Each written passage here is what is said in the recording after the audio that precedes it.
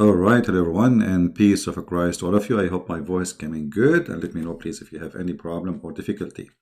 Today we are going to review an answer by a gentleman. He is from Indonesia, and we are not here to make fun of him. Absolutely not.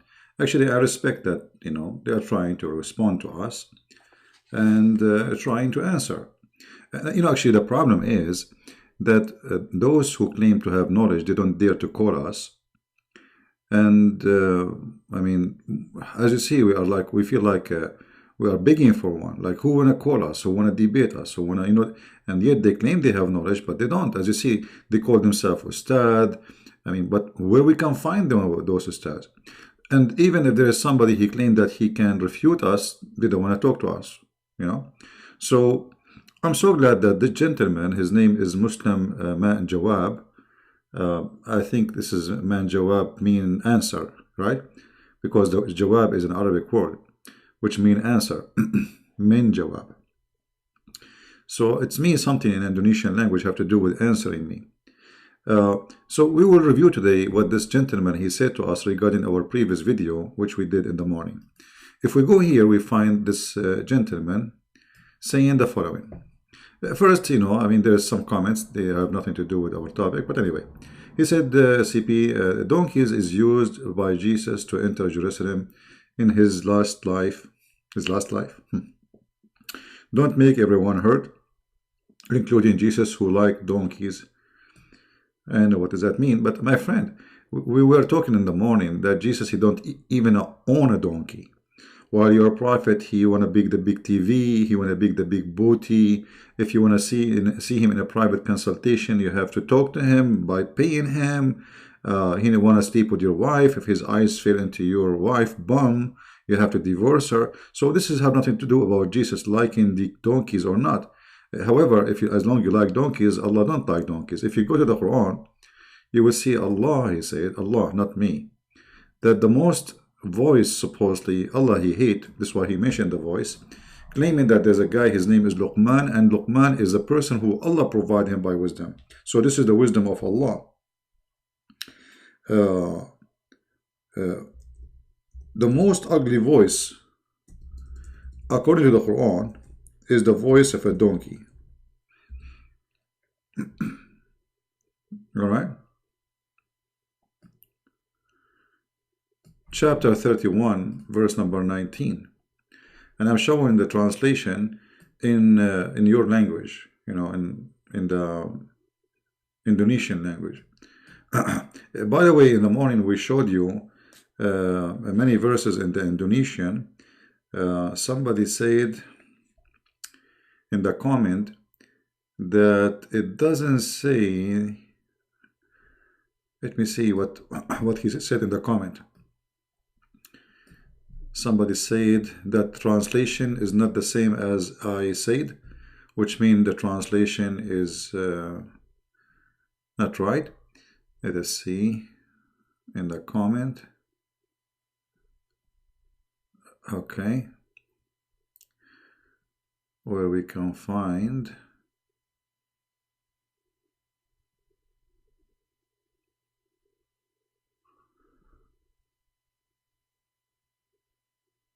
Alright, it says, dear CP, the translation in Indonesian there, it just say messenger that speak the language of the people, but it missed mentioning that it must to be from the people. Yes, it says that.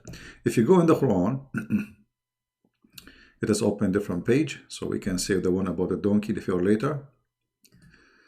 If you go in the Quran, you will see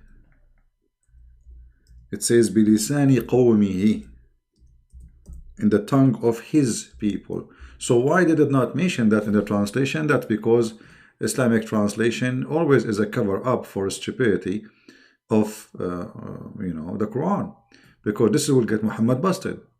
So in here you are saying, I don't understand Indonesian language. It says kami tidak minagatos Seorang Rasul pun menakana denagan basha. Okay, that I'll translate to you later. Okay, I speak all languages because I am Allah. I speak only Arabic. But if we go to the English translation, you see, I will switch now, just to show you how they lie to you when they translate.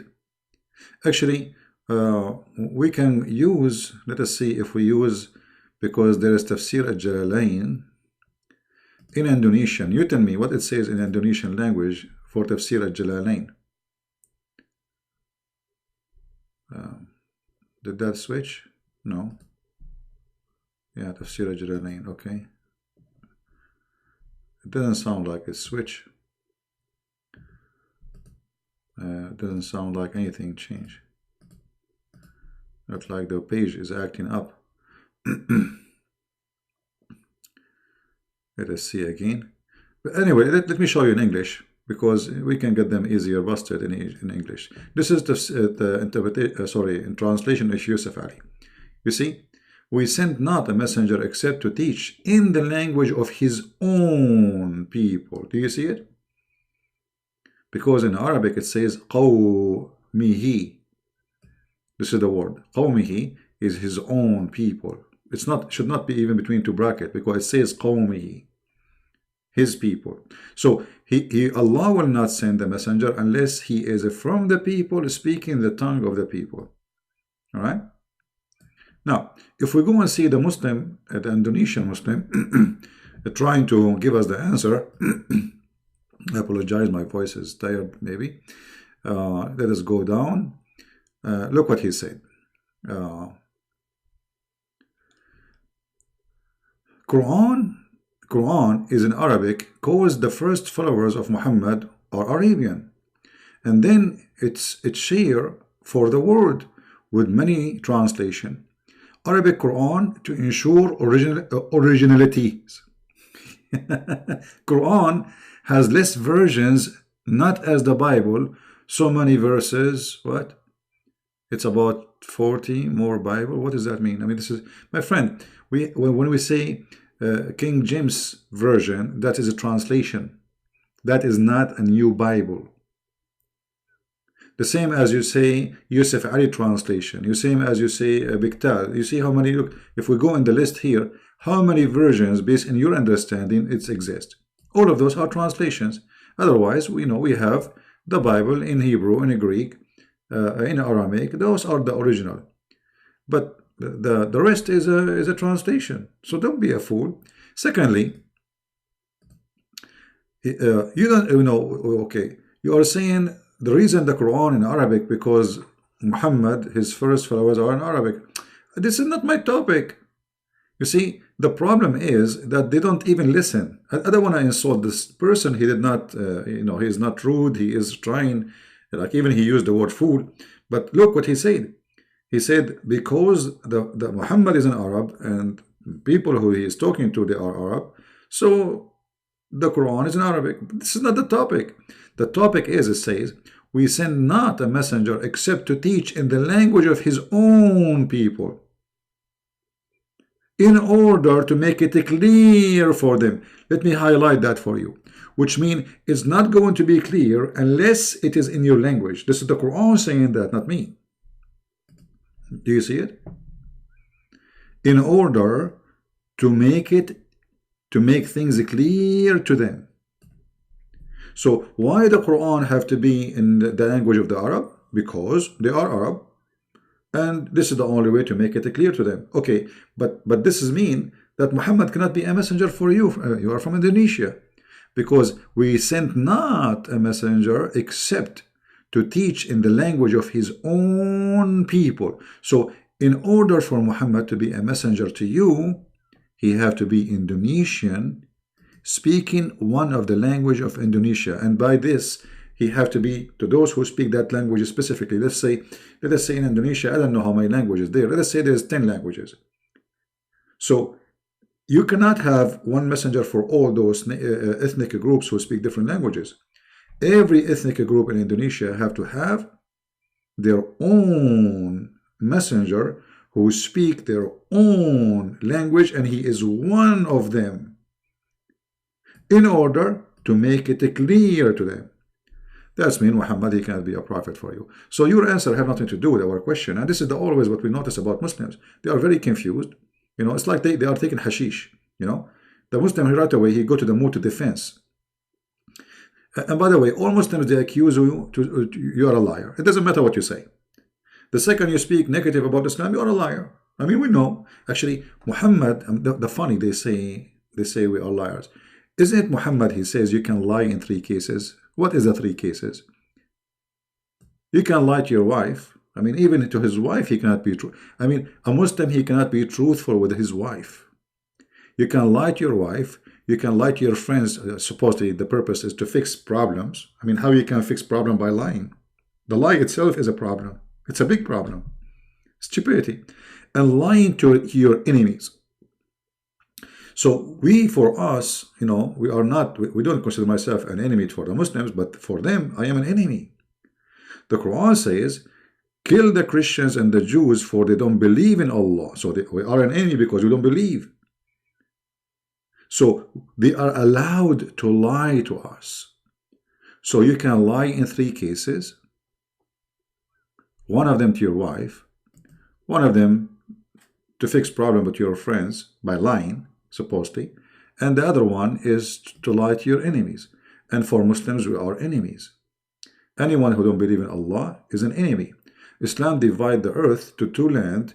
The land, actually 3 lands. One is called the land of Kuffar, one is called the land of Islam, and the other one is called Fitna, which means it's between. Like, you know, there is Muslims, but they are confused between to practice, not to practice. So anyone who is not living under Islam, he is an enemy for Allah.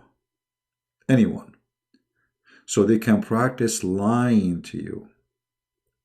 So Muhammad, he made it clear. He said, رخص الكذب in 3, like Allah, he approved lying in 3 cases.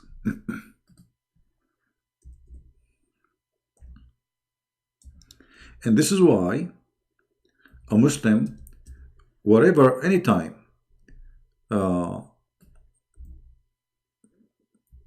you talk to him about Islam, the first thing he will say to you, you are a liar. Because he take a defense mode. And let us see. Here we go. It's not lawful to lie except in 3 causes. Read carefully. Except in 3 causes. Something the man tell to his wife. What a great ethic. What a great ethic. This Muhammad is teaching the man he can lie to your wife. And the Muslim, they will give you a hilarious explanation. And one of them, what if your wife asks you if you married another woman? You will say to her, no, that will cause you a problem. So you lie to her. You say, no, honey, you are the only one. Or what if your wife, she asks you, am I beautiful? And she is ugly. What you will say to her? You will say, yes, you are beautiful. So, I mean, they are silly, stupid. I mean, lying is lying. And lies from the devil. Jesus said, the Christ, the Messiah, our Lord, he said, who is the father of all lies? Who is the father of them? The devil. So Muhammad is the devil himself, teaching people bad ethic, breaking the family, because, you know, a family is based on lie, will not provide anything except lies. Then the second thing, to lie during war. Muslims, they are in war with everybody who don't believe in Islam. Everybody. Muhammad has said that in order to fight all mankind until they say there is no God but Allah and there is no prophet but the Fufu Muhammad. And lie in order to bring peace between the people. To fix things. Actually, it doesn't say bring peace, it says to fix things. Okay, so I have 2 guys. One of them, his name is Dudu, and the other one, his name is Huhu, and they hate each other. So now I want to fix the problem between them. How I want to fix it? I go to the first one, I lie to him, and I go to the second one, I lie to him, and then I make them agree to shake hands, supposedly. But think about it, sooner or later they will find what I told them to make that happen is a lie. And they will hate me and they will hate each other again. And now the problem will be bigger. So you cannot speak to a Muslim speaking negatively about Islam without accusing you of a lie, because lying is their process of defense. Why a Muslim he have to lie to his wife? It's a defense system. I mean, why you cannot be truthful with her? You know what I mean?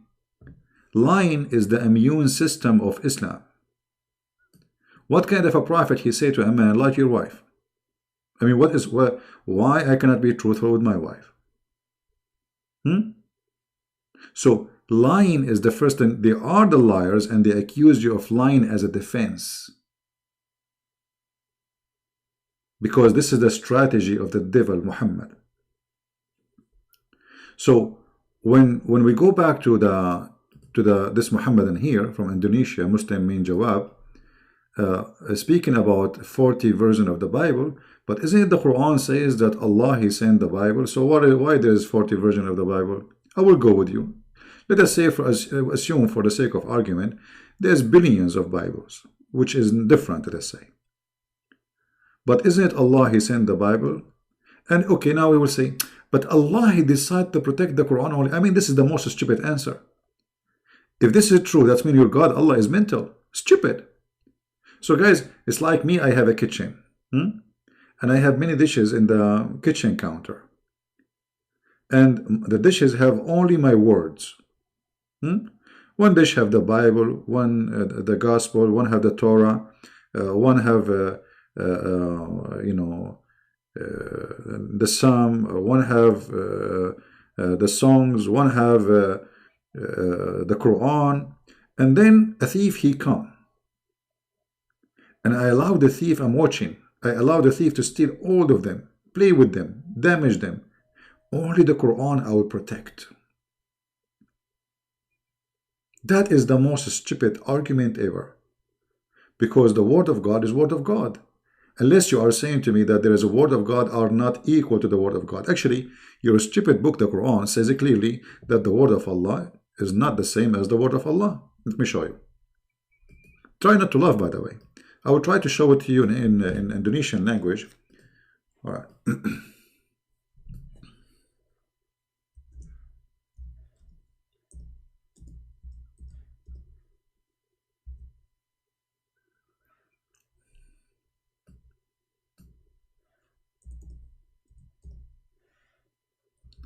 Look at this verse. Chapter 2, verse 106. I will switch to the Indonesian.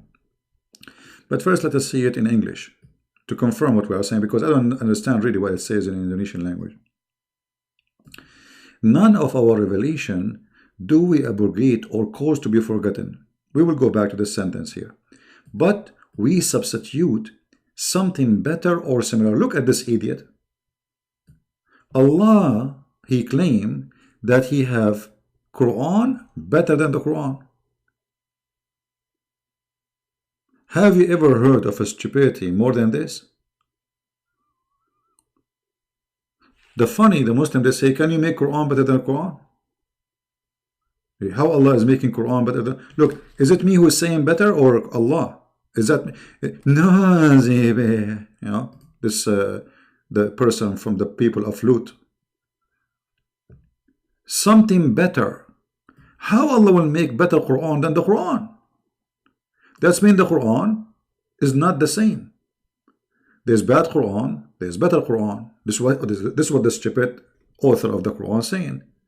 And look what he's saying. You know, this guy is officially a certified idiot or something similar. I mean, what's wrong with you? Are you crazy or what? Yes, he is taking hashish. So you will make me forget the Quran to make Quran that which is similar. I mean, are you stupid or what? I will give you an example. We send down the shish kebab, and we are the one who made it spicy. And we are the one who sent hail from mountains. And we are the one who made it icy. Like, here we go. This is Quran. Now, Allah, He don't like it. He will make something similar. So He will make you forget this verse. He forget it. Allah, He says, forget it, you forgot it. Hey, Christian friends, do you remember what I said to you a second ago? No, Allah, I forgot. Because you said forget it, so I forgot it. Okay, now I will give you something similar. Okay, what is something similar? We are the one who send the kebab, and we make it spicy. And we are the one who send the hail, and we make it icy. But this is the same one. Because he's saying it's similar. I mean, who is the donkey here? What is the purpose of this crazy? But because Muhammad is a fraud, he cannot remember what he said yesterday.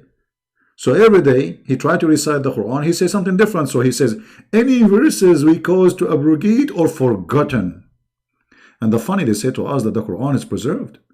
But the Quran confirmed that there's Quran is forgotten. The Quran confirmed that. Brother, the only book in the world, it's preserved in the Quran. Actually, we can recite the whole Quran. Yeah, recite the whole Quran. Okay, recite for me the verses about stoning to death, or about a breastfeeding for adult, or recite for me the verses which is missing, as Aisha, she said, there's more than 110 something verses missing from the chapter of Al-Ahzab alone. Al-Ahzab alone is used to be equal to the cow chapter. This is what Aisha, she said. And then, look at this. We are not done yet. None of our revelation we abrogate. Look at this guy. This guy, he abrogate revelation. By the morning, he abrogate the different revelation by afternoon.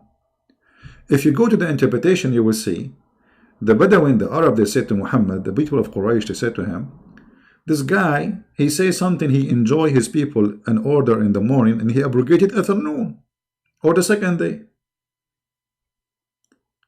So Muhammad, he says something in the morning, he is a madman. People, they start laughing at him. Second day in the morning, he wake up, they told him, they are laughing at you, no. So he abrogated. If you don't believe me that this is the scenario, I can show you the interpretation which is made by you, Muhammadan. Let us go to the interpretation. So because they will say that he's lying. Christian Prince is lying. But he's a liar. He's a liar, the Christian Prince. We got him busted. He's a big fat liar, Christian Prince. Okay, let us see if this is true. We go to the tafsir. Your Islamic website. And we open the yellow pages of Muhammad, the Quran, chapter 2, 106, and we will put it in the screen.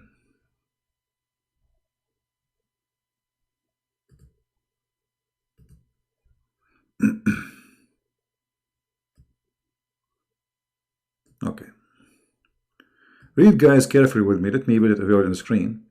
Read with me and laugh at the stupid prophet who claimed to be a prophet. Obviously, he's a fraud.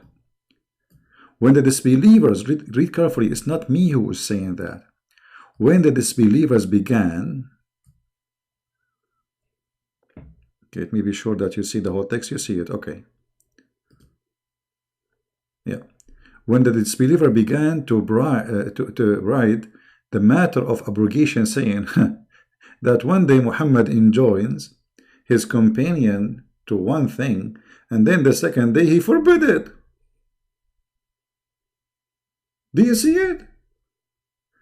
I mean, have you ever heard a God is stupid more than this God? In the morning he says something, afternoon he forbid it.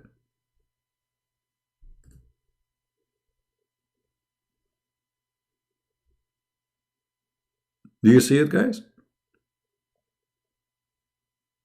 Is it Christian Prince saying that? No. Is that my translation? No. This is the official government of the fraud of the King of Jordan. Now we go to the Quran again. I'm going to open the Indonesian translation, but you guys need to help me. I do not know what they are saying there, because obviously they lie a lot in the translation. All right, we go to Indonesian. I need to learn Indonesian, actually. That will be fun. Where is the Indonesian? We are in Urdu, we pass it. Indonesian. Hello. Hindu, here we go. Basha. All right. All right. Okay, let me read for you, because most of you do not know Indonesian. As you know, we are Arab. We know all languages in the world.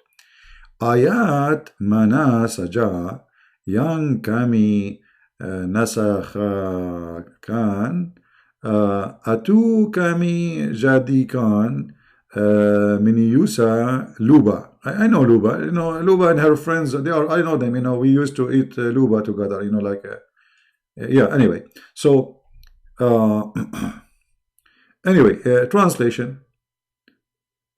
Any of our ayat, chapters, verses, we abrogate, cause to be forgotten or abrogate, we will make something better or similar.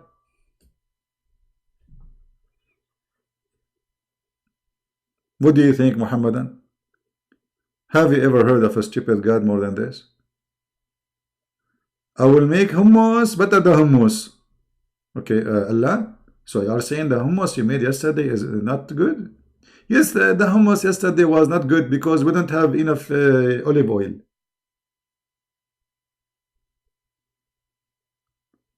Luba mean forget. Okay, I'm going to borrow. You know, I will practice my Islamic prophet behavior, and I will borrow money from you, and I will say to you, Luba, just forget it. Have you ever heard of a God? He sent messages and he caused them to forget it. Why? I mean, what the purpose? What is the wisdom in this? Let us say, for the sake of argument, you abrogate it. Abrogated. Okay, why? But why you are making them forgetting it? What is this? Right? And then, does it say that we will bring something similar or better? Does it say there in the translation? Does it say that?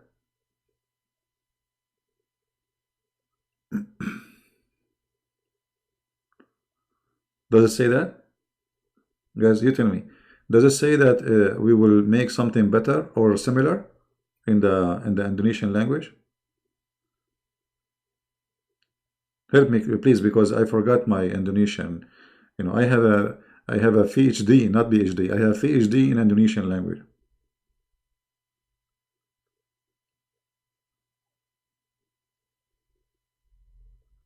What is this? Right? Okay. So it says, they are saying, they confirm that the translation is kind of accurate, that Allah will make something similar or better. That is stupid. Allah will make Quran better than the Quran of Allah. That in order for Allah to make Quran better than the Quran of Allah, that means there's better Allah than Allah. Imagine, guys, I say to you,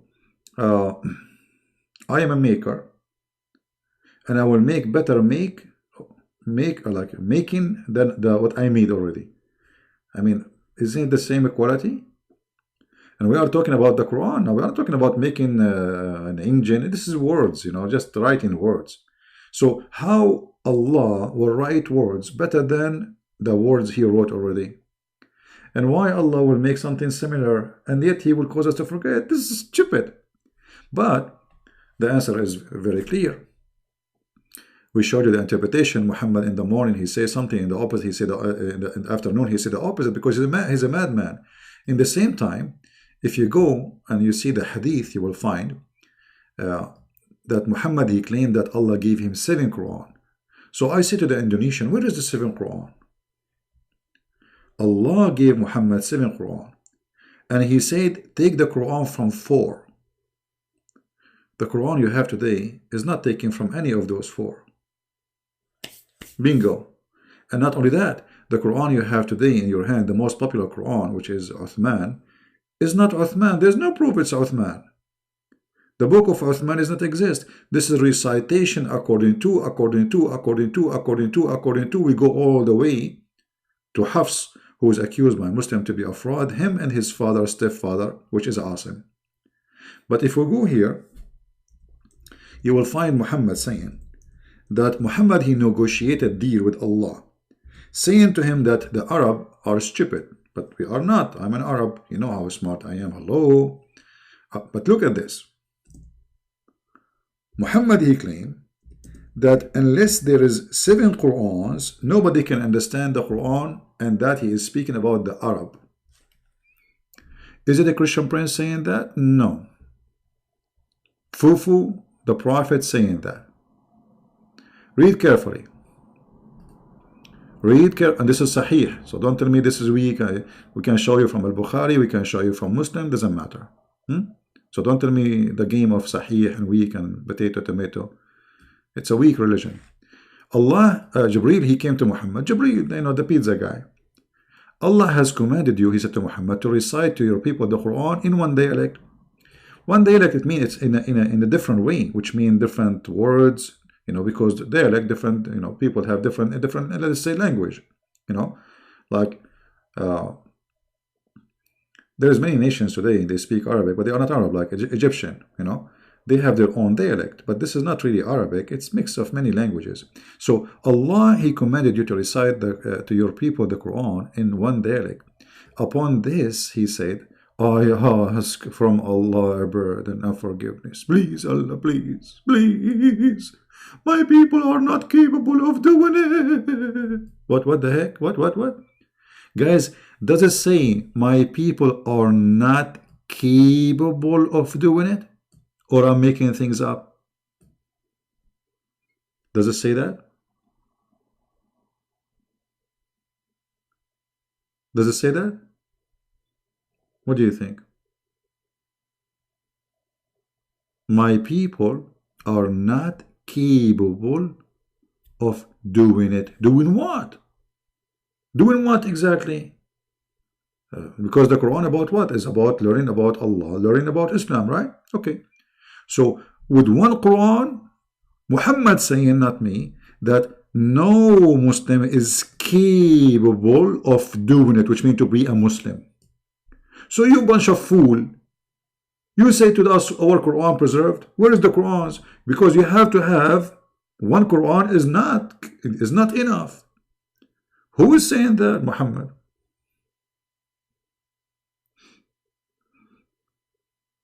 Do you see it?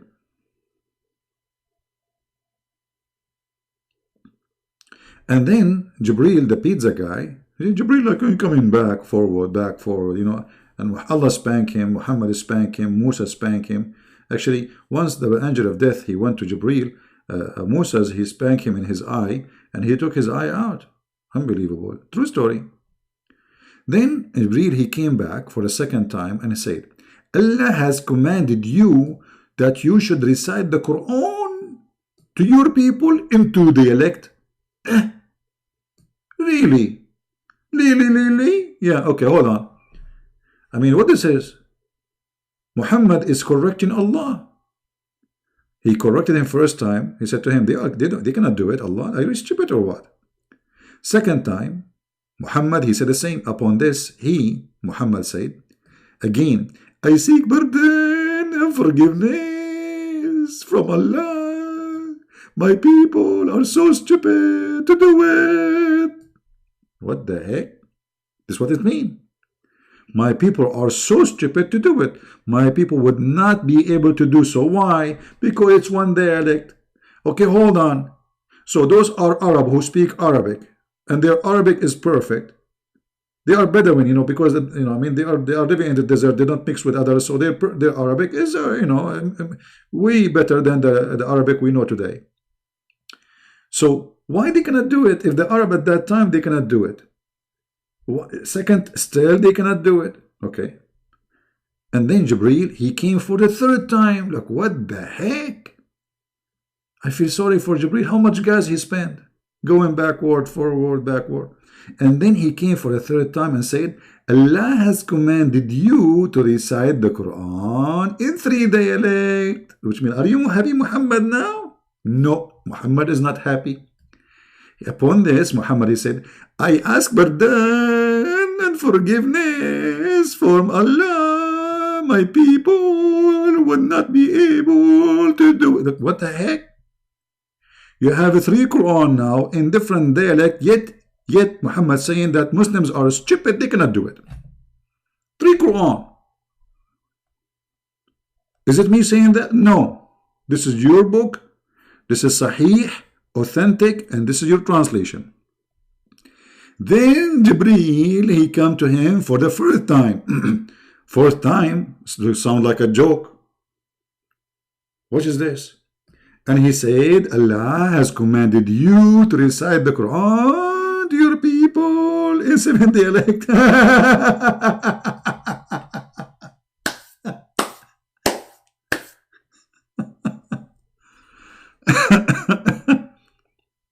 In different hadith, by the way, it says different. It says like he keep coming after that, which means many times, and then they became 7, and then he said to him, "That's enough." And then in which dialect they would recite, it would be right. And look how stupid the end of the movie is. As long in which dialect they recite would be fine. So why he wanted 7? Do you see the donkey? Guys, do you see how a donkey, he proved that he is a certified donkey? As long in which dialect would be fine. So why the idiot Muhammad keeps saying they cannot do it, they cannot do it, if one dialect is fine? Read with me carefully. And in whichever dialect they would recite, they would be right. So Muhammad was a drunk or what? Because he's saying they cannot do it, they cannot do it. It's one dialect is enough. It doesn't matter. The same story saying that. It's like, you know, like there's a movie. A guy, he wanted to open the cave of Alibaba. Okay, guys, sit down. I will tell you a story about Alibaba and the 40th thief. That is Muhammad and the 40th thief companion. So Alibaba want to open the cave. And then the genie, he said to him, "Alibaba, I want to give you a key for the cave." Alibaba said, "Okay, give me a key." He gave him a key. And then Alibaba, he said, "You know what? One key will not be enough. I want 2 keys." The genie, he came again. He gave him second key. Alibaba, he said, "No, I want 3rd key." The genie came back and gave him 3rd key, 4th key, 5th key, 6th key, 10 key, 20 key, 25 keys, 30 keys, 35 keys, 39 keys, and still Alibaba is not satisfied until they became 40 keys. And then the genie, he said to him, "You idiot, all those keys are the same. It doesn't matter which key you use, it opened the door."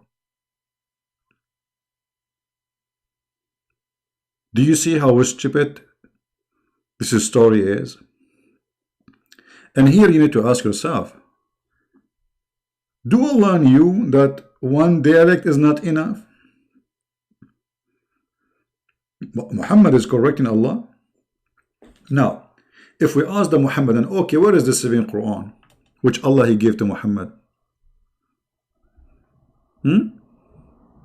Where we can find those 7 Quran which Allah he gave to Muhammad? I will tell you where. I just found one. Hold on. My neighbor, he have a copy of the Quran which nobody have, because he have a goat. The verse of stoning and breastfeeding for adult, there's Quran about breastfeeding for adult. Yes, brother. It's Allah. Allah is very open-minded God. He want the Muslim to give their nipples. Walking down the street looking for nipples. The Muslim will record me now, and they will edit the video, and they will say, "Look what the Christian prince he says to the Christians." Stupid idiots. The verse of stoning and breastfeeding for adult 10 times. Breastfeeding for adult 10 times. Are you sure? I mean, 10 times it make a difference, does it? 10, why not 11? Why? There's like is that a nuclear coding or something? Why 10 times is what Allah he like it to be? What about 9 times? What about 99 times? Why 10 times? Why 10 times? There must be a secret behind 10 times. Look, if you do it 9 times, it's not accepted by Allah.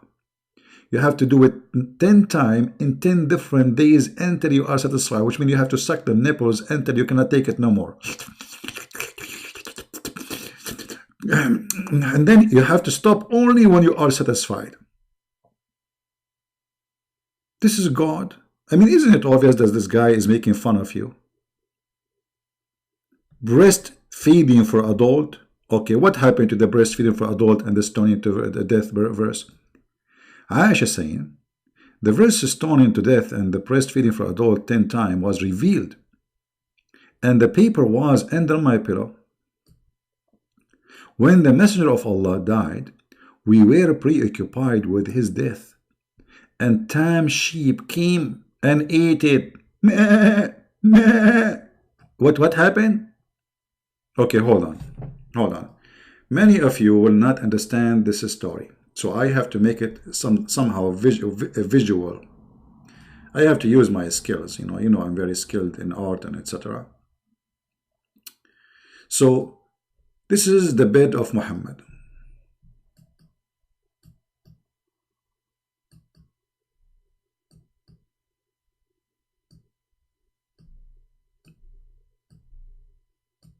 And this is Muhammad in the top of the bed.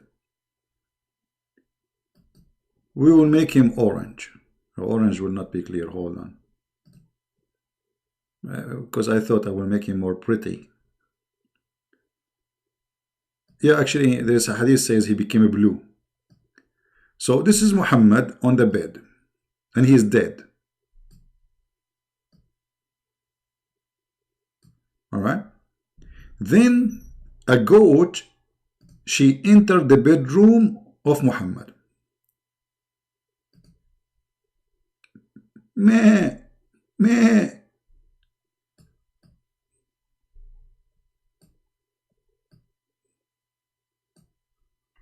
Big head goat, big head. This is a goat. I never saw a goat before like this. Anyway, so this goat, she jumped in the bed of the Prophet. She's here now.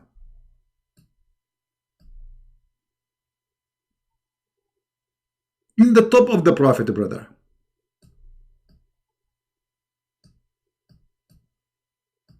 And then she went to the pillow, because remember, the verses are under the pillow, which mean here, let us make an arrow, so people who they are not understanding the situation, which is very dangerous, they will understand. The verses are here under the head of the Prophet. The goat, peace upon her, she walked all the way in the top of the Prophet, and she flipped the Prophet and she make him fall in the floor. Because how she can get the papers without pushing him away from the pillow? Are you getting the point, brother? So she pushed him, and Muhammad, he fell down in the ground. This is Muhammad now.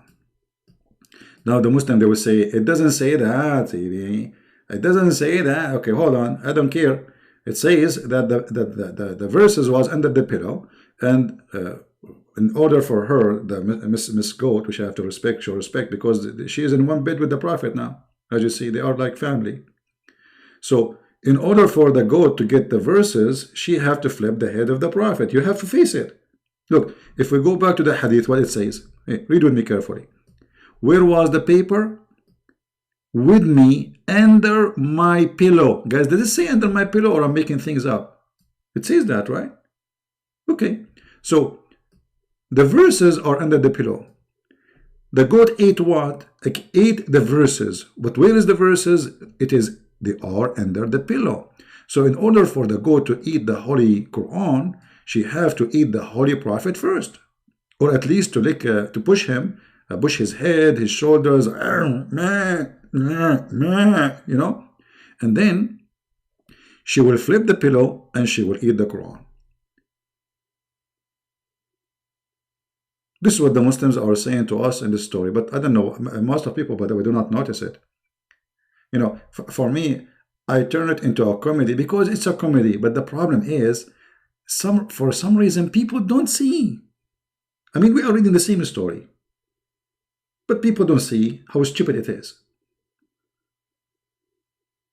You know what I mean? But this is what happened, because the Quran is under the pillow, and who is sleeping in the pillow? Muhammad. This is the bedroom of Aisha. Muhammad, he died in the house of Aisha. The last thing Muhammad he did before he died, he asked Aisha for a container. He grabbed his private part. Bzzz, he pissed and he died. He did not say Allah or anything. No, this guy, he want to piss before he died. For sure, my painting is better than Picasso. Who's Picasso? He used to be my driver. You know, I used to have like a big mule. And Picasso, you know, and the reason actually I kicked him out because he kicked my mule. So when you say about Quran is preserved and the Quran, I mean, we die laughing. What? Your God, he could not even stop a goat. And now if we ask you, can you recite for us the breastfeeding for adult 10 times? Because I want to put it back in the Quran. And look how funny it is. They say that the verse of 10 times breastfeeding is abrogated. Okay, wait, but by what? By 5 times. Okay, where we can find the 5 times breastfeeding I mean, we cannot find the one is abrogated, and we cannot find the one which abrogated the abrogated one. You know what I mean? Both are gone. What is the verses here? Those verses are abrogated. Abrogated by recitation, but not by ruling. Look at this. Have you ever heard of a stupid religion more than this? Abrogated by recitation, but not by ruling. What is the wisdom behind this? So we are going to follow the law, but we will not write the law. I mean, what the... Sit, brother and sister. We are very intelligent and we are very smart. So we made a law and then we destroyed the law, but we will follow the law. What the idiot this guy? You will follow the law, but you destroy the law. Why? Okay, how you can follow it if you destroy it?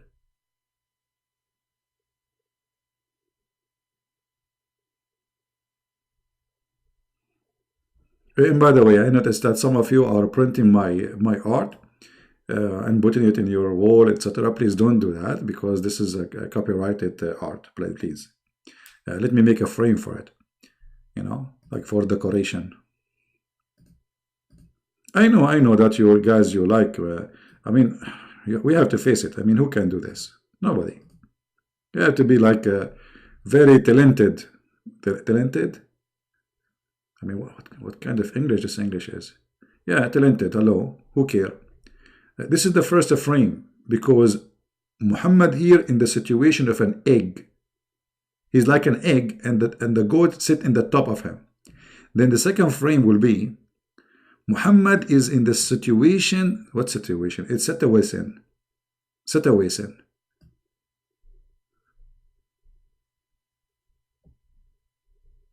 In his funeral day.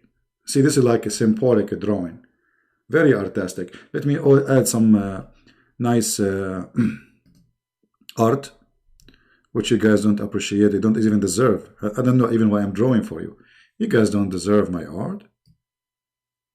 We have to make this day beautiful for a prophet.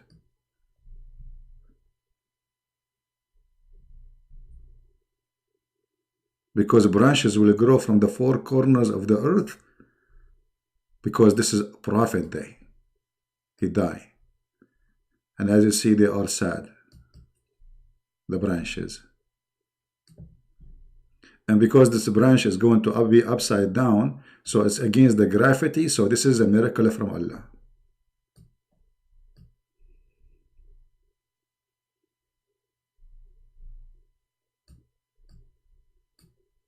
And here, I'm not going to put a branch, I'm going to put a bird.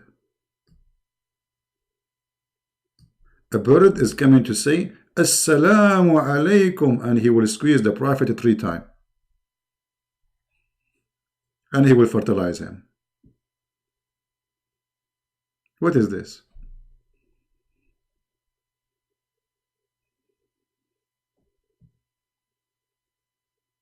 Now, be honest with me. Have you ever seen a better teacher than Christian Prince?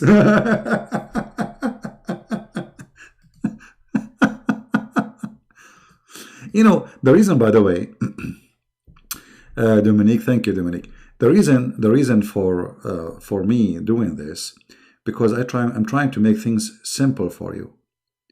Islam is so stupid, but there is a problem. Most of us, we don't notice really how stupid this cult. Maybe we read the same sentence, we read the same thing, you know, but we don't notice the same thing. So for me, I have a duty to make it easy for you to see the silliness and the stupidity of those stories. How embarrassing. And in the same time, how priceless they are. Because those stories, they expose the cult of Islam. Right?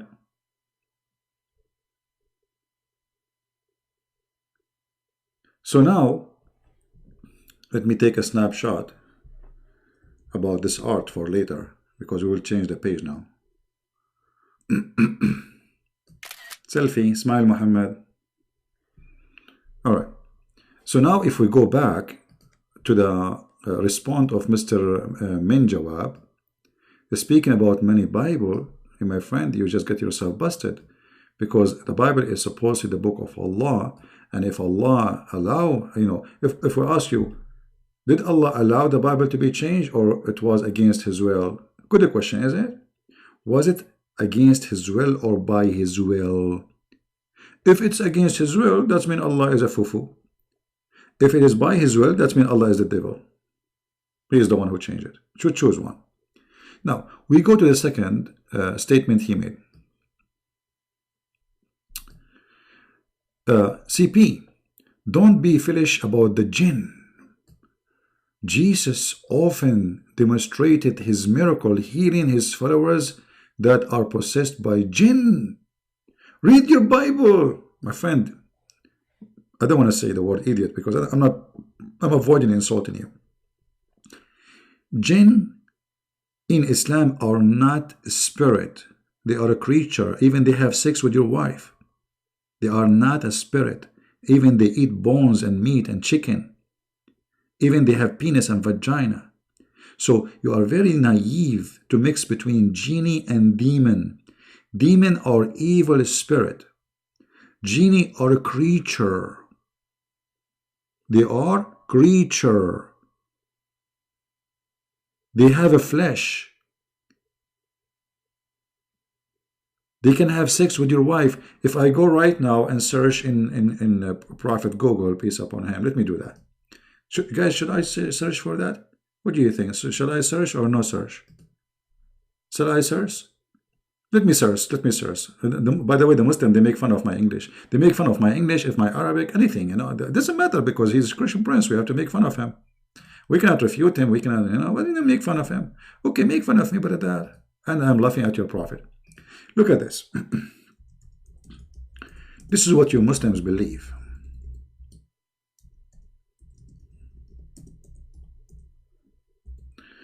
I went to Google.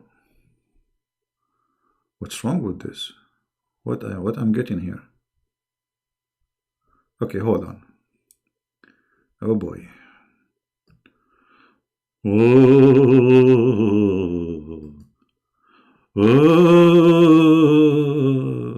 Sex and intimacy, having sexual relationship with the jinn.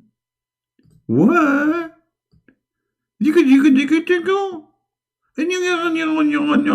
Actually, if you have my book, Sex and Allah, you will see tons of stories. Jinn are not demon. Jinn are creatures as Allah described them in the Quran. They are created from fire, you idiot. They are not spirit. So, you have no idea what are you talking about. According to you, look at this picture. When a Muslim woman, she is asleep, a male genie will come and he will do the following. What is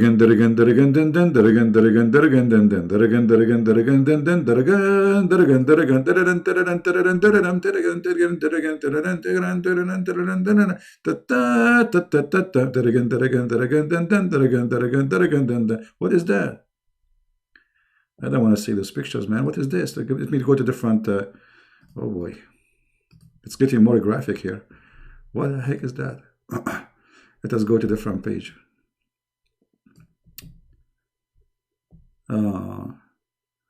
I'm searching for sex with the genie. I'm getting porn websites. What is this? Okay. Okay, look at this, brother. Brother, look at this. Guys, are you having fun? Who is here is not having fun, please? Tell me, please. Be honest. Do you like to be in my program? If you are having fun, what? Let me say something very smart. Okay, if you're having fun, put your hand up. How they can put hand up in the internet? Crazy.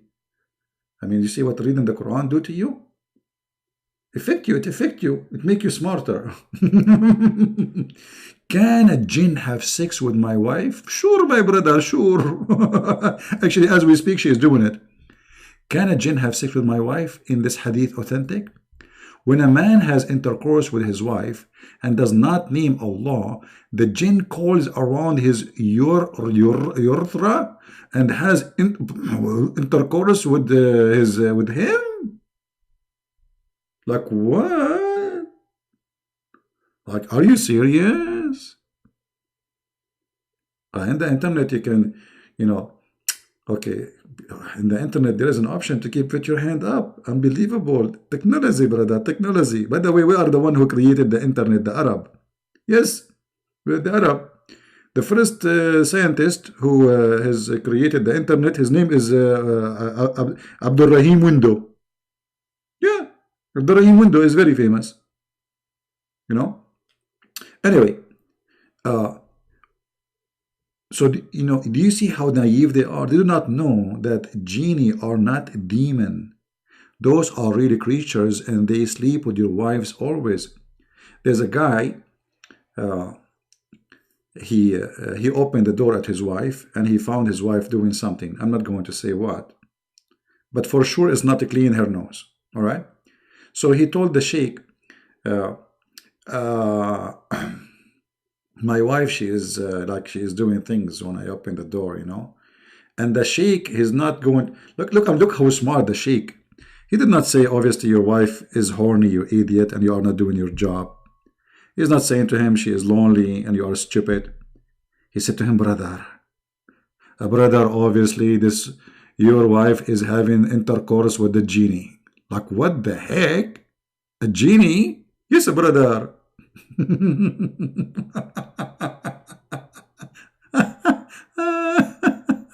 Unbelievable. And look here. Different hadith. I don't know if you can see, if you can read the whole thing. You can read it? I think you can read it, yeah. Al-Hakim al-Turmudhi said in Nawadir, blah, blah, blah, blah, blah, blah, 70 reference, okay, tafsir, okay. When a man has intercourse with his wife and does not say the name of Allah, the jinn calls around his urethra, I don't know how to say it, and has intercourse along with him. Look, we have a threesome now. We have what? We have a threesome.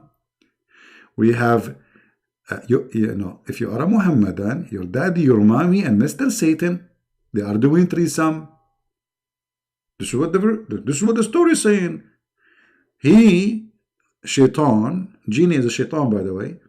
He will be doing your mommy with your daddy.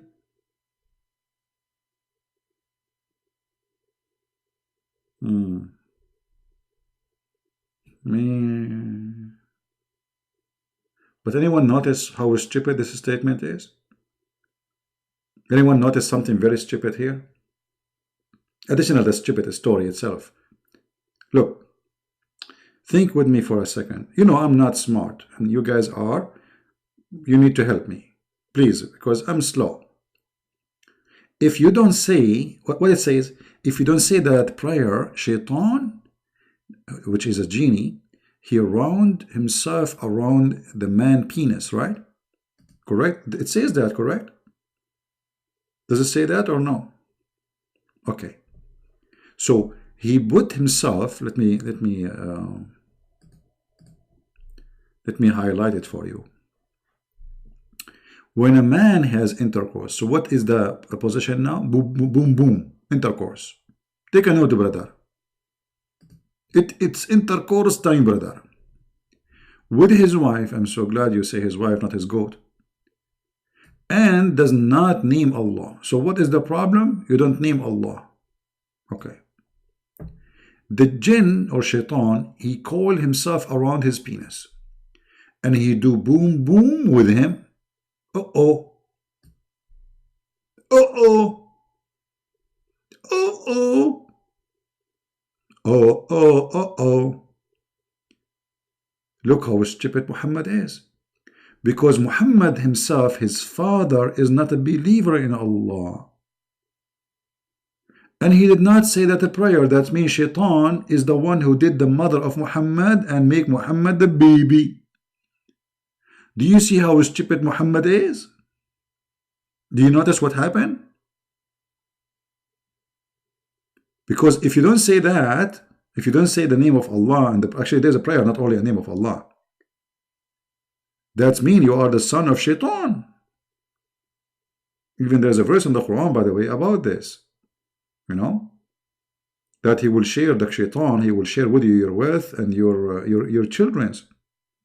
And the Muslim explained that in their interpretation.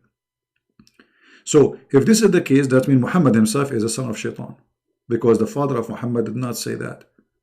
Muhammad father in hell and his mother in hell according to Muhammad.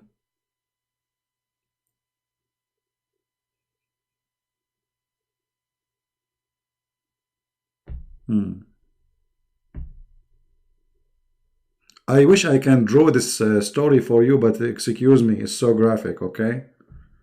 Excuse me, hello? I mean, come on. I'm not going to draw this story for you to make you understand. Okay, but I will make you understand in a different way. All right. Let us say there is a tree. Tree. You know, tree, normal tree. Tree is a growing here, tree. This is a tree. And this is a tree is a growing. Growing up, brother. All right? If this tree forgot to say the name of Allah, Satan will come and will round himself around the tree.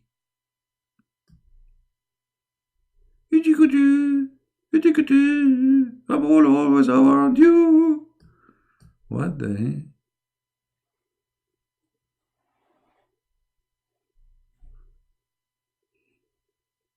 This is the tree, okay? This is not something you think, hello, it's a tree.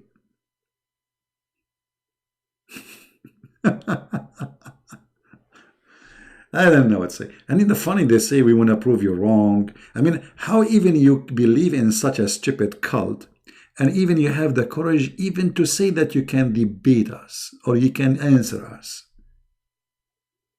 And how in the world any human being can believe in such a garbage? Are you there, Mr. Muslim Menjawab? Is he in between the crowd or he took a hike? Mr. Jawab. Is he here? The Indonesian guy? By the way, I'm not making fun of him. I feel sorry for him. Many of those, you know, the majority of those Indonesian, actually maybe all of them, they have no idea what Islam is about. I truly love those Indonesian people. Can you tell us about the story about Ishaq, about Paul, please? I mean, why you are changing my topic now? Focus. Try to be mature, please. Focus with me, my friend, with my respect to you. Because jumping from a place to place will not help us. I mean, don't you see we are focusing in answering this gentleman? What Paul have to do? I mean, I'm talking about penises. You want me to put Paul there? I mean, this is not even right. Let us finish Mr. Penis first. Muhammad and his religion.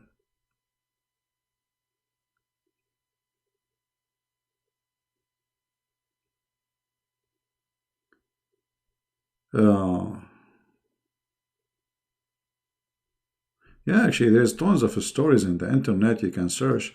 You will find tons of stories about Muslim women having sex with genie, or even Muslim man having sex with genie. And you know the funny, I am single. I mean, come on. What is those genie, the female? Like, hello? I mean, what, they come only to Muslims? Only Muslims?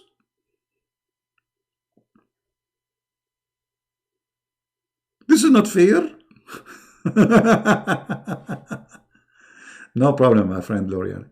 But let us focus, my friend. Let us focus. When we talk about topic, you know, we wanna be in one place, right? Actually, the Muslim, they would love you to change the topic now because this is very embarrassing.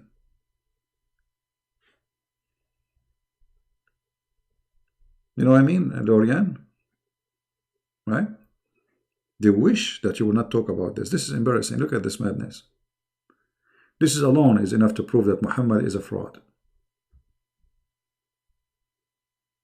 Now, we can find in the internet tons of stories about those things. Right? And the Muslims, they believe in them. They believe in these stupid stories. They believe even they spend money for those stories.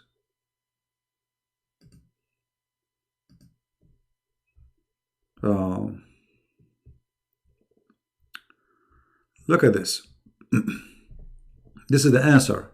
This is the answer. Sheikhul Islam, this is a big, you know, okay, Imam Jalal al-Suyuti said, the truth is, I love it when they say the truth is. This is the truth now. Lorian, are you there? My brother, this is the truth. I want you to open your eyes and look carefully. Is Lorian here? Are you there, my friend? I'm saying your name correctly. Excuse me, guys. I don't know how to pronounce names. You know, English is not my first language. And I don't speak good Arabic, too. I don't speak good Indonesian. I don't know what language I speak. I have no idea. The truth is, this is the truth. It is possible for a human being and jinns to have intercourse. You have to stop here. Please. This is the truth. It's proven scientifically to be accurate. The truth. This is not like I'm guessing, maybe, maybe not. No. This is the truth. Do we have any Muslim want to tell us the truth? This is the truth. Okay. It's possible. It's possible. It's not always happening, but it's possible. Okay. For a human being and jinn to have intercourse. And etc. He mentioned in Tafsir that this is the meaning of Iblis partner with their human being, wealth and children. This is what I quote for you from the Quran 5 minutes ago. Chapter 17, verse number 64. All right. And then it says, narrated, when a man has intercourse with his wife and does not name Allah, etc., the story.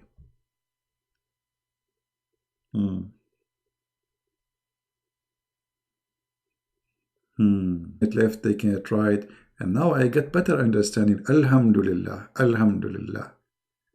I think now I became a believer. So Mr. Genie is horny. And Mr. Genie, obviously, according to the story, he is not going to do it alone. He is going to wait for you until you are horny too. So now we have two horny. Okay, hold on. We have to make it an art.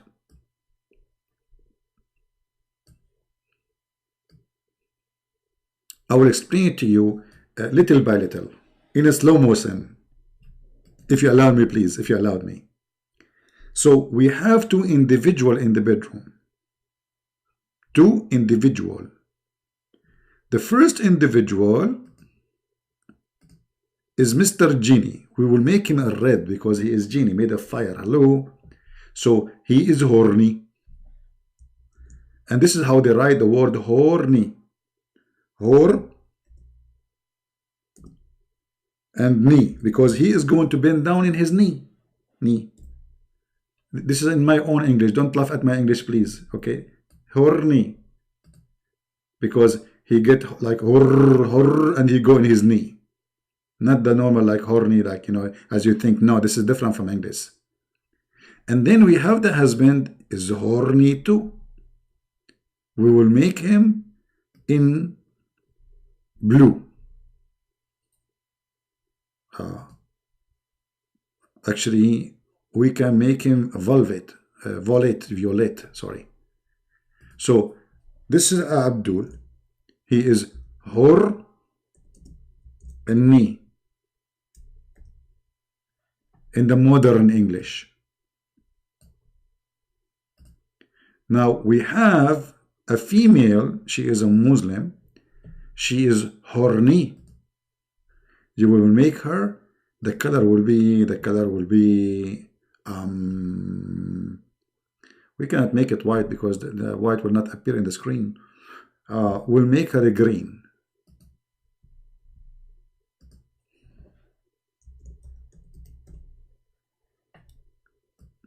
Now she is really horny now. The real horny is here. Now this horny, which is shaitan, he cannot do it until the husband will do it. So this is the first horny. This is the second horny. And this is the female horny. But shaitan horny, he cannot go to the female horny unless this guy he go to do his horny business. So shaitan, he will be waiting under the couch, waiting for the abdul to forget to say Alhamdulillah or Allahumma jannibna wa jannib as-saytana ma razaqtana. This is a prayer. He's saying to himself, I hope he will forget it. I will hope you forget it. I will hope you forget it. The guy now in the top of the bed, his wife is naked. He want to do it. And now he forgot it. And the shaitan like, yes, yes. And he round himself around the private part of the abdul. You know, guys, do you remember Mimi? He don't say inshallah. Obviously, he don't do it too when he do boom boom. So each time he do it to his wife, obviously shaitan, he go around his private part. It's to the prophet saying, not me. Huh? Man, this Muhammad is genius. Who can think about this? Look, this is like chemistry, like CHO2, you know, oxygen, carbon, you know, copper, you know, I mean, it's crazy. Look at this, pH4, you know, this is like this is the real deal. It's like chemistry. Look at this. Look, you know, what we need just to put some numbers, and that will make it really very complicated. Now, any of you remember from previous videos of mine that genie shaitan, he had sex intercourse with the wives of Sulaiman? Who remember that? Anyone remember?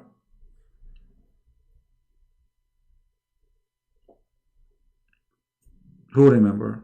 Nobody remember? I'm really upset now. Nobody remember?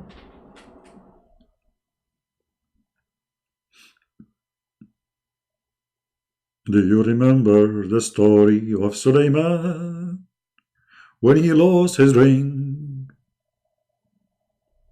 You remember it? Yeah, the same story.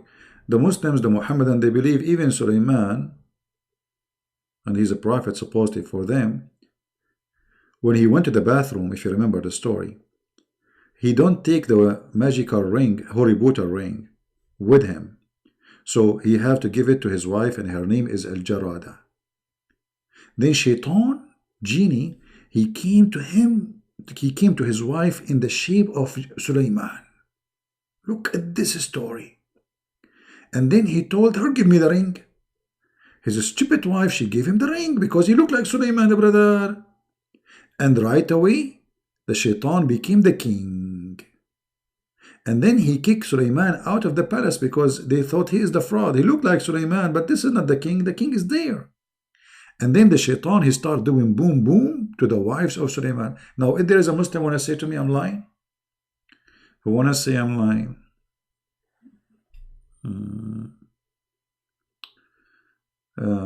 To have to hurt. The Quran says it doesn't have to hurt. Well, I don't know. The Quran says, guys, the Muslim, they say that I said the Quran says that human beings have two hearts. They say no, the Quran doesn't say that. Okay. I don't know. You Muslims always expose me, right? The funny, those Muhammadan, they expose a Christian prince, but they are so sure they can expose him to the point they don't dare to call him and say, hey, I'm going to show you what you said. I mean, do you see how brave they are? Very brave. Now we are waiting for them to expose us by calling me. Otherwise, talking to yourself, people are laughing. Now here, in front of us, and the story of Sulaiman, they prove to us that Muhammad not only is insulting your mind and your brain, Muhammad is pissing over every brain of a believer, because he is insulting prophethood, saying that Allah, He allowed Shaitan to sleep with the wives of the Prophet. And in the same time, he said that the good women for the good men, and the good men for the good women. So how a prophet of God, she became a wife of Shaitan?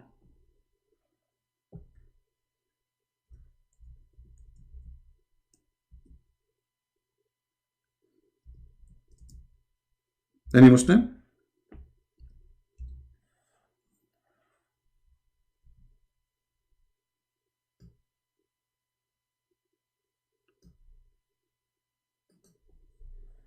Anyone?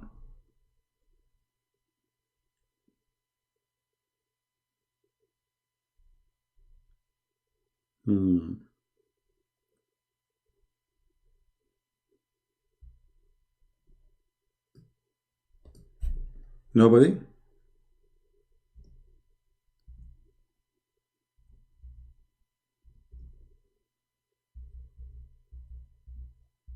Let me see my Skype.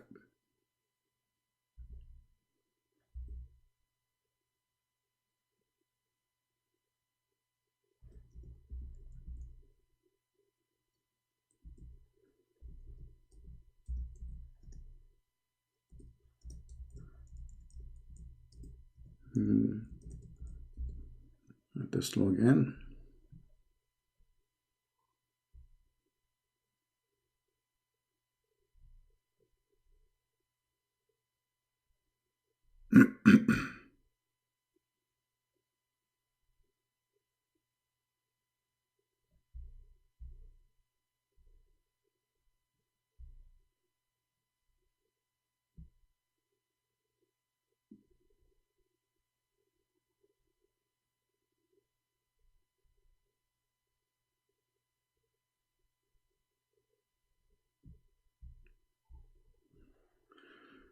Okay.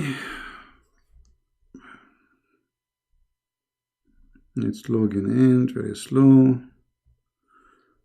Let us try again. Exit Skype. Do it again. It's taking forever, like going in a circle.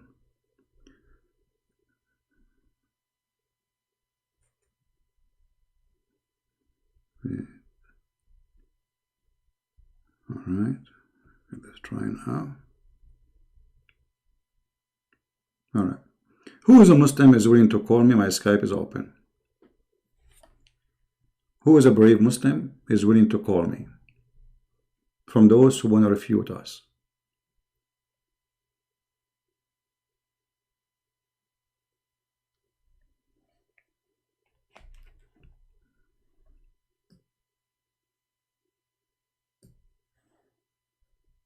Any Muslim? As long you are, you people, you can refute us, you can. Where is the brave one wanna call me?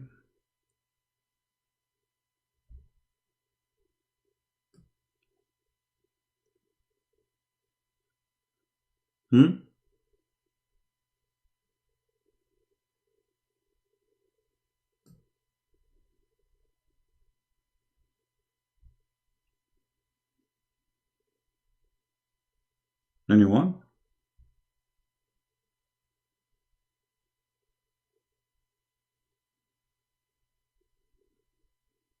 We can change the topic. I mean, no problem.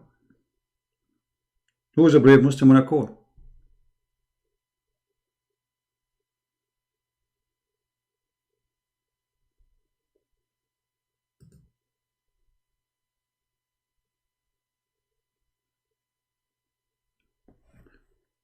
Again, my Skype is open for the brave ones who want to call me and get me busted.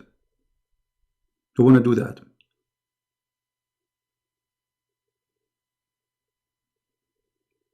Mayday, Mayday. Who want to do that?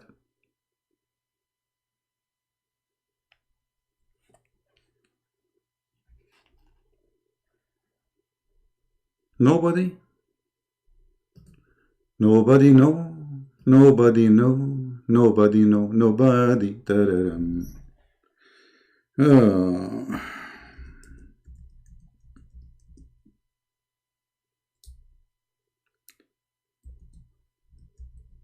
Let us see.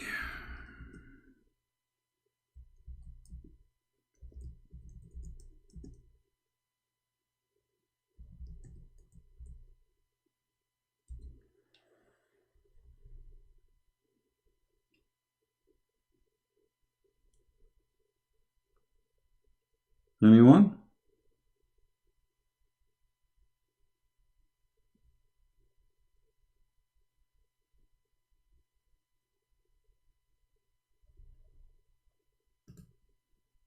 Nobody?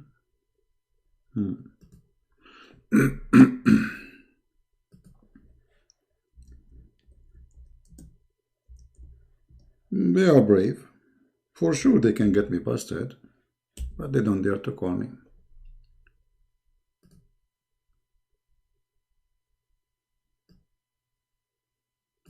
Or maybe they are busy having sexual intercourse with shaitan.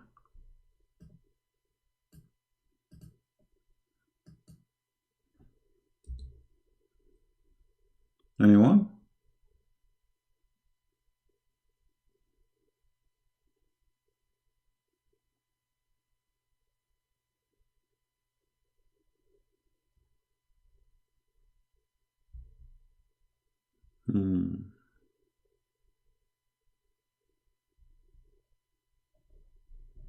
All right. Well, we always give you a chance to prove yourself, but obviously you cannot. You are brave, you Muslims, speaking to yourself, debating yourself. And the funny, by the way, they say that Christian Prince, he hang up on you. I hang up on people only when they don't want to answer or change topic or say, they start insulting. When I call you, you Muslims, you don't even give me a chance to talk to 2 seconds. How many times when we called Fifi Mimi, he hung up on me in less than 5 minutes? 7, 8 times, and how many times he muted me? No, because he's a coward. Here, you know, especially if it's somebody claim that he have knowledge, I will never hang up on you, especially if you are a person who is famous or claim your beard is long. Who want to do it? Anyone?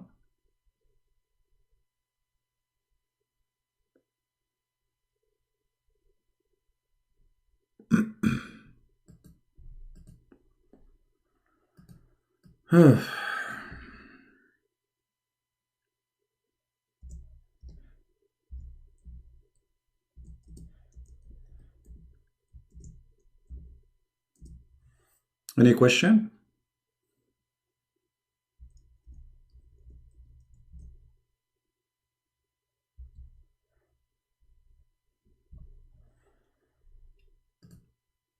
Any question?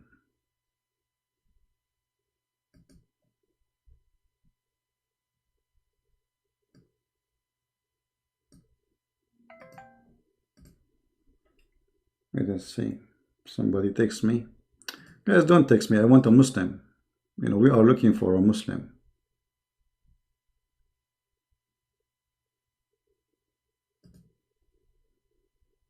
Anyone?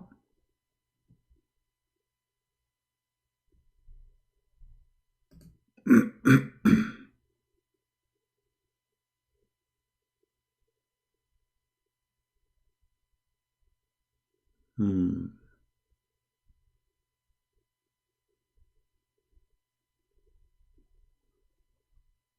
Hmm. All right. Well, look like you Muslims agree with us. All of you agree? I mean, not even one he opposed what we said?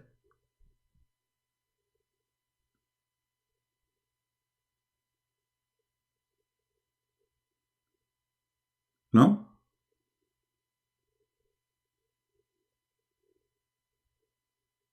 This is embarrassing. This is very embarrassing. Now, you know, like Muslims, when they make videos, they try to refute me. That's to show you how stupidity they say. They say the Quran doesn't say that Allah He created two hearts in the body of a human being. You Muslims, you say that, you idiot.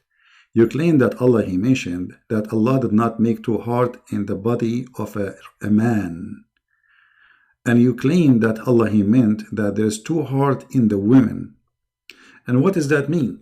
That the women she have a baby in her heart. That's why He mentioned the word a man. You know, obviously, when a donkey he tried to refute, he do not understand even what we are talking about. It's your claim. This is your claim that the Quran claim that the man he don't have two hearts in his body, but this is why he mentioned the man, but he did not say the women, because the women she have two hearts and one of them is the baby heart. So the stupid, the fool who is trying to refute, he have no idea what he's talking about. Stupidity is amazing. Any Abdul? Do we have any Abdul?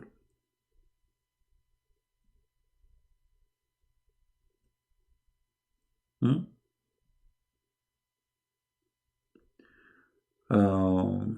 Who gave patent Muhammad the last prophet? I don't know what do you mean by patent. What patent mean? What patent mean? I'm not sure. Any Muslim or are we done? So look, we have almost 800 people listening, and you can imagine how many Muslims are here. Yet not even one of them here dare to call. Does chapter 2 verse number 34 confirm that Satan is an angel? Allah is a Satan, and we can prove that easy. But we will go to the verse you are talking about.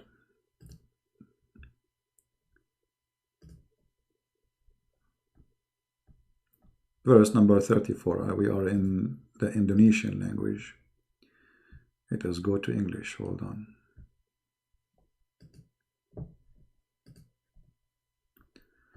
All right.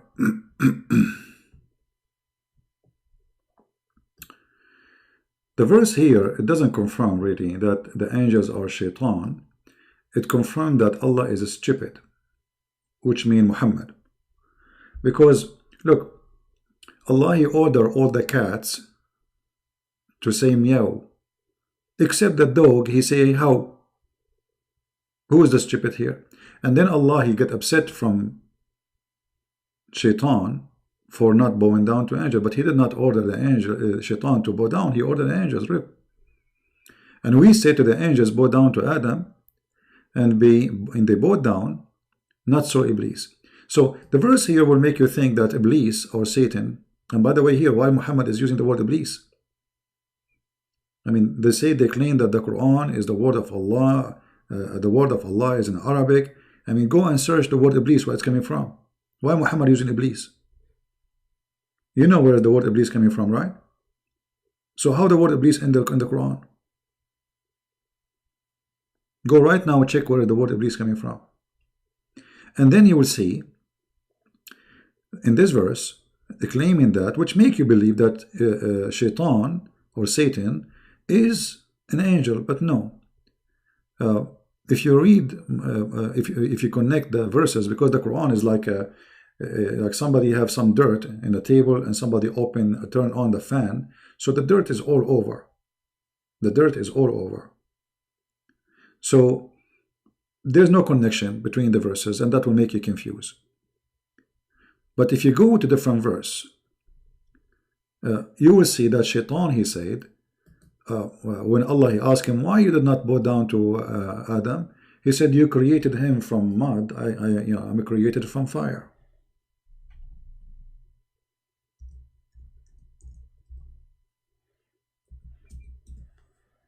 All right. But look, you will find the story in chapter 7, verse number 12. And why it's not in the same chapter, in the same place? Because the Quran is like this, garbage. So Allah, he asked him the same story, chapter 7, verse number 11 and verse number 12. This is in Indonesian language. We order the angels to bow down to Adam, except shaitan, he refused, Iblis. And Allah, he said to him, and why you refuse to bow down? He says, well, I'm better than him. You created me from fire and you created him from mud. But the story here confirms one thing. All right? That Muhammad is stupid.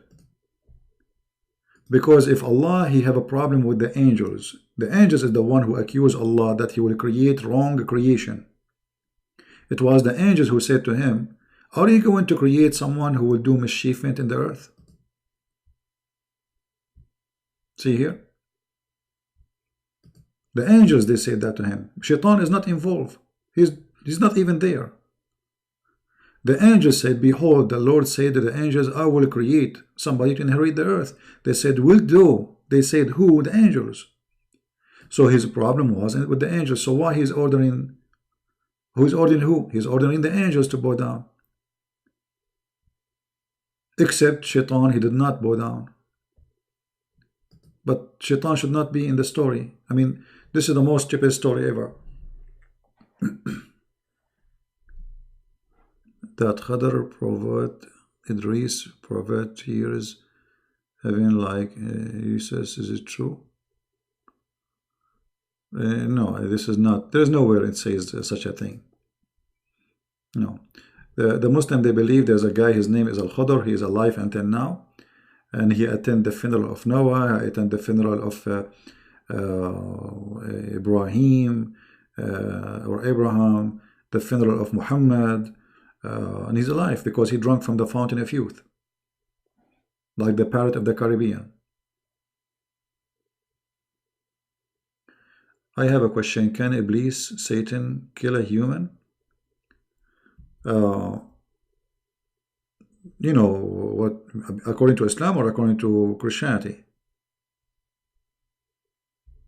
According to Islam, everything happened. You name it. Depends on what school you believe in. Mustafa, this is what you heard, yeah. But here, you know, you notice that the story is very, very crazy. Why Muslims pray Al-Fatiha? Why Al-Fatiha is used in prayer of death as well? You know, Al-Fatiha is created by Muhammad because he wanted a prayer the same as the Christian prayer, Our Father Art of Heaven. Actually, if you open Al-Fatiha and you compare it to Our Father Art of Heaven prayer, you will see it's very similar. You know, very similar.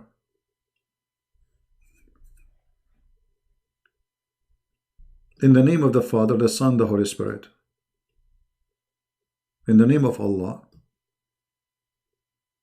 Ar-Rahman, Ar-Rahim. If you ask anyone who is Aramic, anyone who Aramic, they will say to you that Ar-Rahman, Ar-Rahim, this is what they are, Rahman Ar-Rahimu. Go and ask Sam Shamoun, he speaks Aramic. So, this is Aramic language, they say it in the prayer.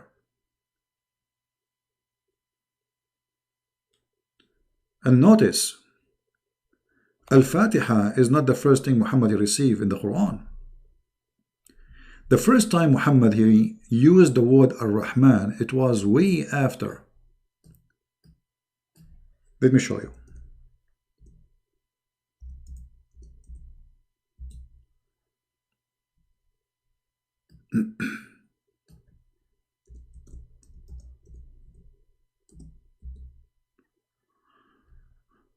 When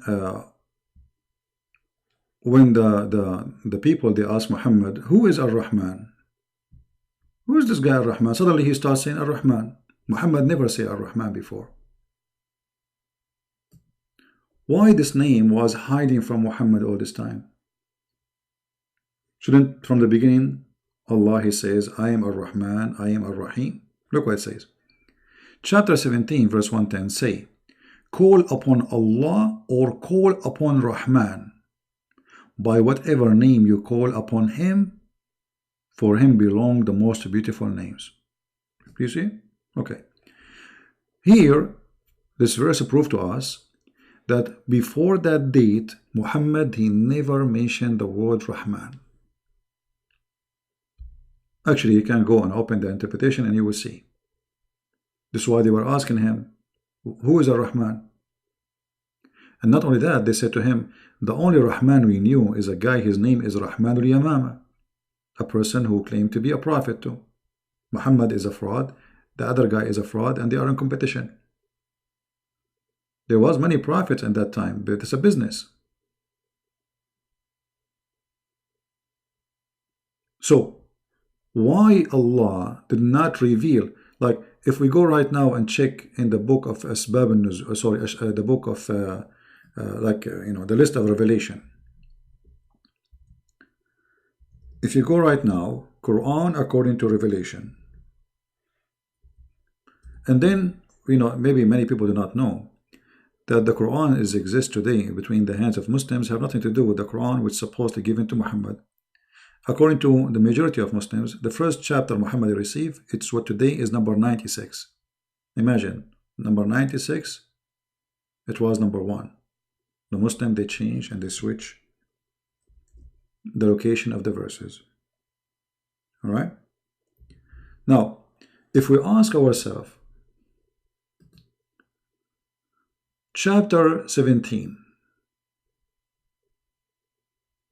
in the Quran today, what is the real number for it? 50.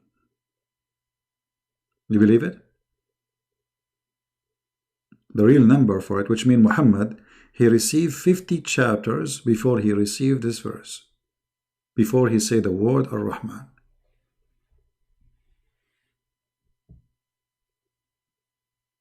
Then the question will be, how this has appeared suddenly? The answer is very simple.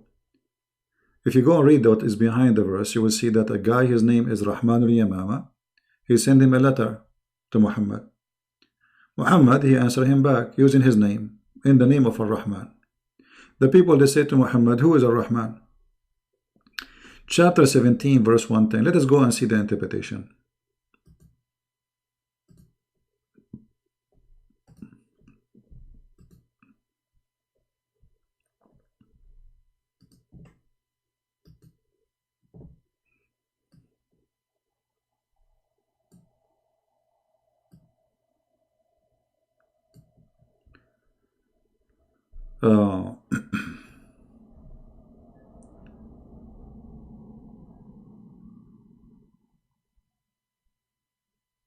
Let us see the book of Asbab al-Nuzul, the reason for the verse to come down. This is what the verse, the name of the book mean. All right. One night in Mecca, the Messenger of Allah, give him peace, blah, blah, blah, stood up for night prayer. And he kept saying in his prostration, Ar-Rahman, O Ar-Rahman, O Ar-Rahim.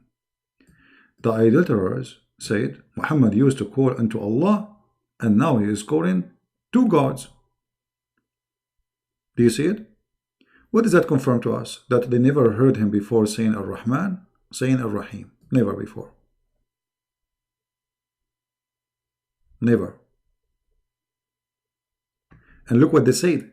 They said, we do not know anyone by the name of Ar-Rahman except Ar-Rahman of Al-Yamama.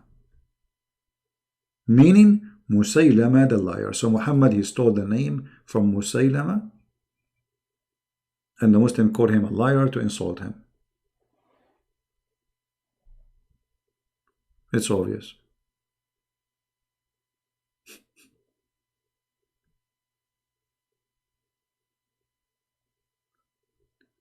Look at here. After he said the word Ar-Rahman, the Arab, they said to him,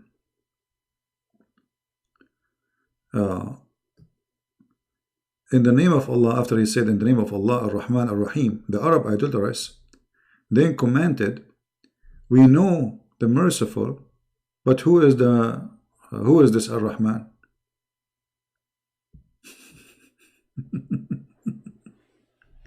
So why Allah waited for 50 chapters to say to Muhammad Ar-Rahman, Ar-Rahim?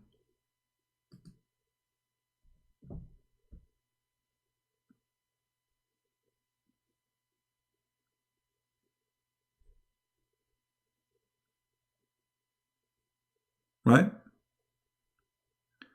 A book of Al-Kash.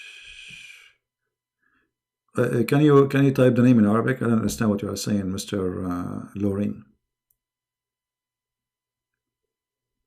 I don't understand what you are saying. Link, here we go.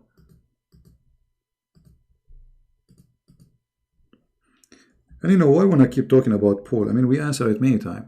And there's, by the way, there's tons of links and tons of books, not only those books. There is many books in Islamic books saying that Paul is a prophet of God and a messenger of God.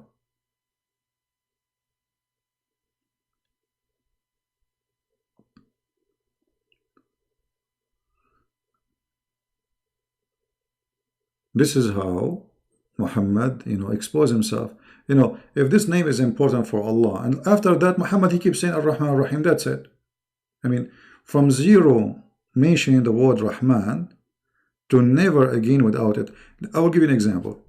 When a Jewish woman, she came to Muhammad, wife, and she told her about the torture of the grave.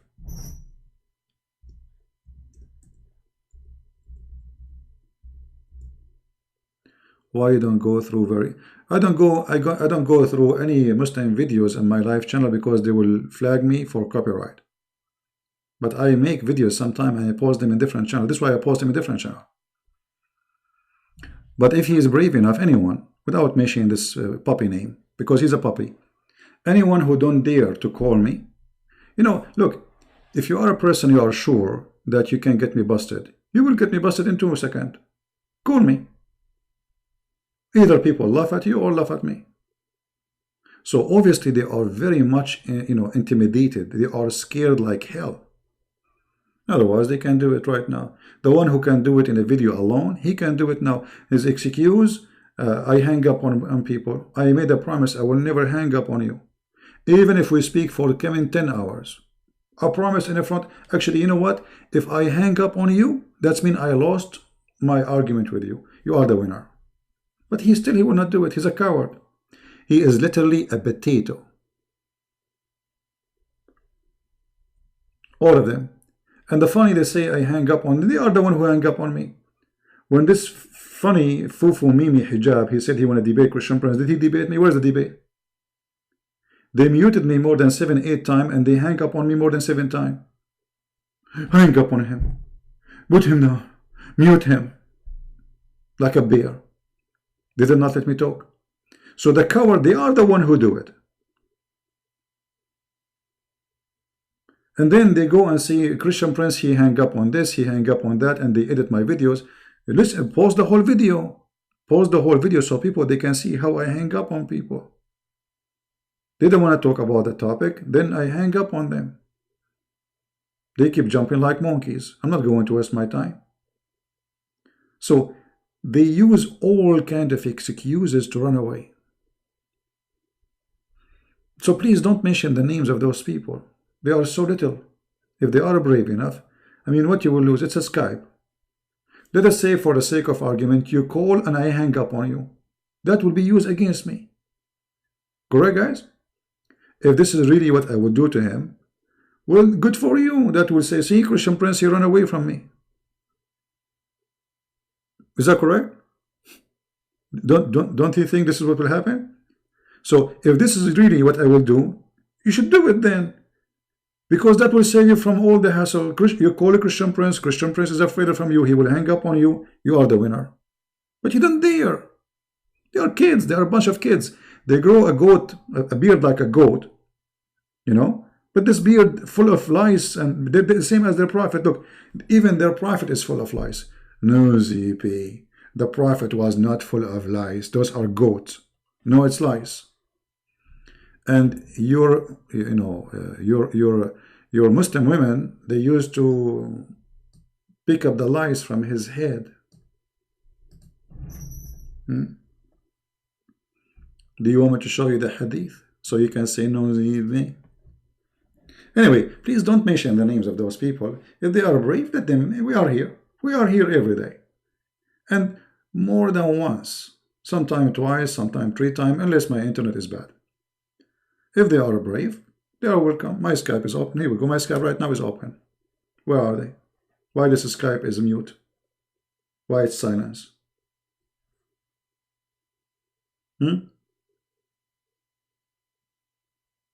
There's no reason.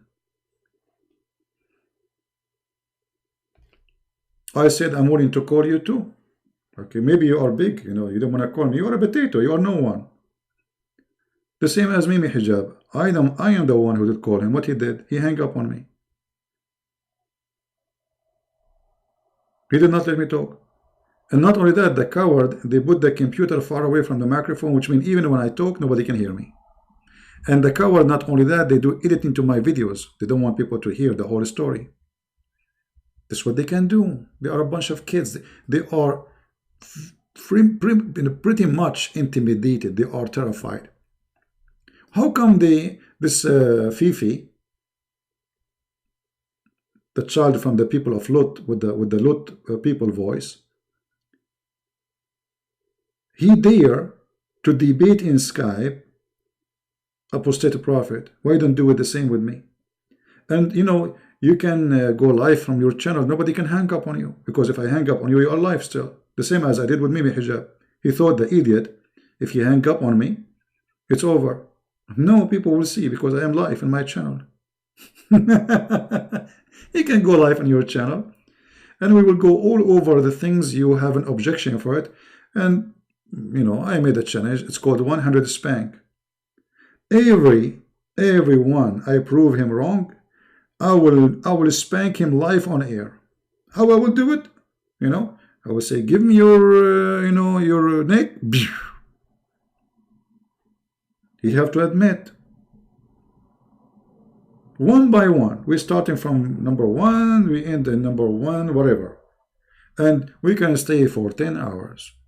If he is tired, no problem. We can say we will do it each time you call 1 hour, 2 hours. It's up to you. So my friend, our Skype is always open to the brave ones, and all of them, they are a bunch of cowards. I respect actually those who call. Like there's a guy actually, he keep going after me. He wanna call me. This guy from Nigeria. This guy is mentally ill. You know, I don't talk to him because he's stupid. He called me, CP. Did you say that Jesus, he has sex with Mary? You know, stupid people. No, we don't go down to this level. But if you are a person who respects yourself, you know, and you are willing to discuss a topic, our Skype is open, and we welcome the one with long beard before the one who have no beard, because they claim that I'm tricking Muslims and making them leave Islam. So why you don't call the one who trick Muslims, making Muslims leave Islam, and get him busted? Making videos by yourself, speaking to yourself, winning an argument by yourself will make people laugh at you. And everybody knows that a Muslim, it doesn't matter who are you, as long as you are saying something negative about Muhammad, they will say you're a liar. I mean, it's not a surprising. Are you expecting really Muslim to say, He's not lying. Anyone is expecting Muslims to say that Christian Prince is not lying? No way. But look, Muhammad, he said that Islam is based on lies, and a Muslim, he can lie in 3 cases. One of them is in war. The other one is with your wife. And Islam is in war with the Christians. So you are allowed to lie in Islam. And the funny, they accuse us to be liars, but they are the one who promote lying. The Prophet said it's not lawful to lie except in 3 cases. Something the man tell his wife. So Mr. Fifi and Mimi, when they speak to their wives, they are commanded that lie for you to your wife is lawful. It's not a sin. Do you see it? This is not me. So if you are a person who cannot be even truthful inside your family, how you can be truthful with us? Who is going to believe you? If you are following a prophet who is saying to you, you can lie to your wife, that is the devil. Why in the world a human being will lie to his wife? Unless he is guilty. You know what I mean? Because we lie always when we feel guilty. We have something wrong, right? We don't want to tell something bad. So when Muhammad, he says it's lawful, look, it's not lawful to lie except in 3 cases. The first one, destroying the family of a human being. Now every human being, every Muslim who have a family, he enjoy lying to his wife 24 hours, 7 days a week. He don't feel guilty. That is the ethic of Muhammad. Secondly, you can lie during war. The Muslims, they believe they are in war with the Christians. The Quran commands the Muslims to fight and kill the Christians, not only to debate them and answer them. Actually, this kind of debate, and it's funny, in Islam there is no such a thing. When the Christians, they came to debate Muhammad, he said to them, bring your female wife and bring my wives, bring your kids, I bring my kids, and let us ask Allah to curse the one who is lying, because he's a liar. There's no debate. Those potatoes, you know, they are saying they want to make videos for me. If I am living in Islamic State, they will kill me in 2 seconds. But because they are potatoes today, they cannot do anything about it. If they are real Muslims, really, you know, the real Muslims are ISIS. The one who do jihad, those are the one, they will give you the truth about Islam. The rest, those people are Sufi. Those, all of them, they are Sufi. They are not Muslims.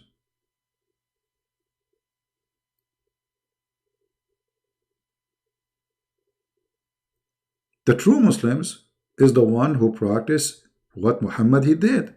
Those they don't. You know, look.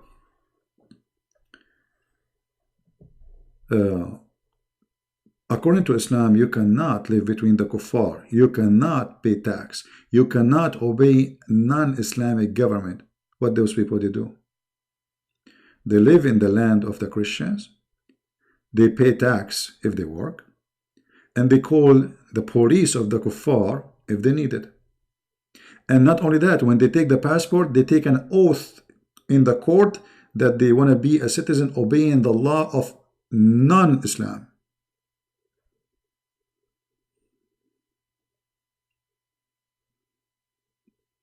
They are fake. A true Muslim, he will not do that. Even Muhammad, he says, the one who lived between the kuffar for, you know, for a period of time, he is one of them. Actually, the Quran says it clearly that the one who take non-Muslims as a friend, he is one of them. He is one of them. Chapter 5, verse number 51, specifically the Christians and the Jews.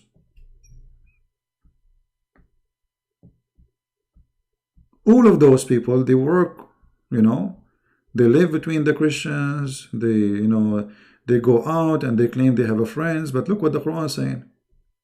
Oh, who you believe, take not the Jews and the Christians as your friends and protectors.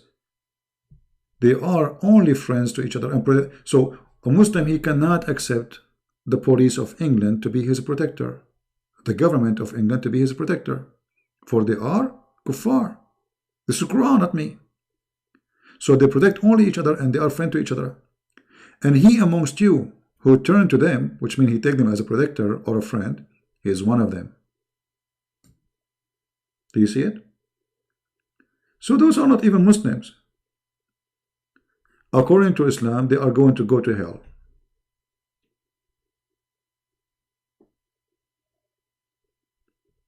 The second you take the kuffar as protectors, you carry their passport, you pay their tax, you call their police, you go through their airport, you obey the law of the kuffar, you are one of them. And the Quran in front of you. Right?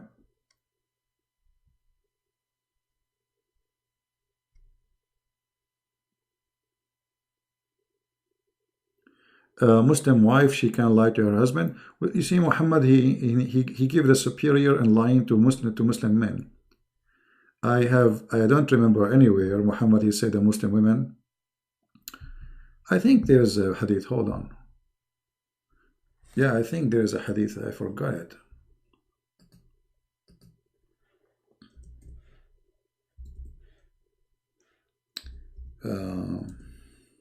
But I did not.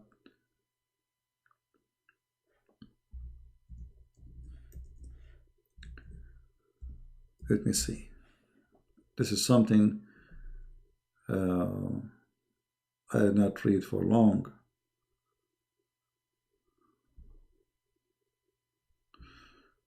But as I remember, Muhammad, he is giving permission to the man to lie. But I think there is something, as I remember, about women lying too.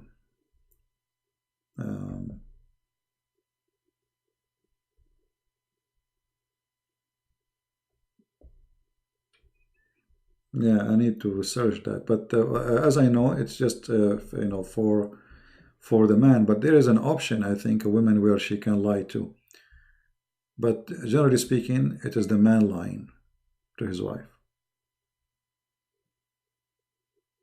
Because Islam is a man-made religion, made by the man for the man.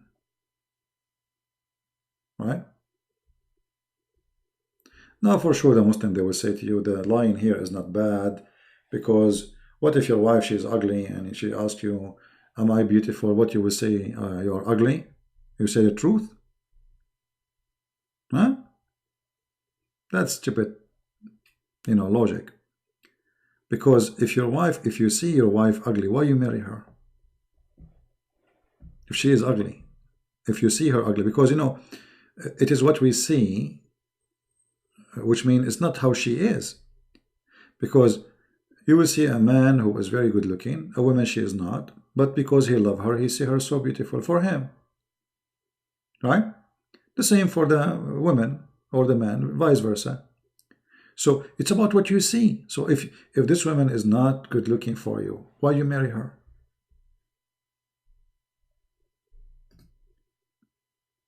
What kind of relationship will be? Because if she is ugly and you are marrying her and staying with her, that means you're an idiot. I mean, what is this? You see her ugly. That means you hate her. You see, the word ugly is about hate. If you hate somebody, you see him ugly. As simple as that. If you love somebody, you see him the most beautiful, or you see her the most beautiful person. Do we agree? Do we agree? No, nobody is calling. That's a big fat lie. Hold on. No. This is not Fari. This is a kid. Yeah, this is the same kid. We talked to him last time. I'm calling him. The one we get him busted about lie number 1. Hello, this is Ranjit Gupta. I'm calling from Amatola Services, and I would like to help you with any... Stupid. Playing a recording. You see how they are kids? Kids like Aisha. We thought it's a man. It turned to be a kid. Let us see.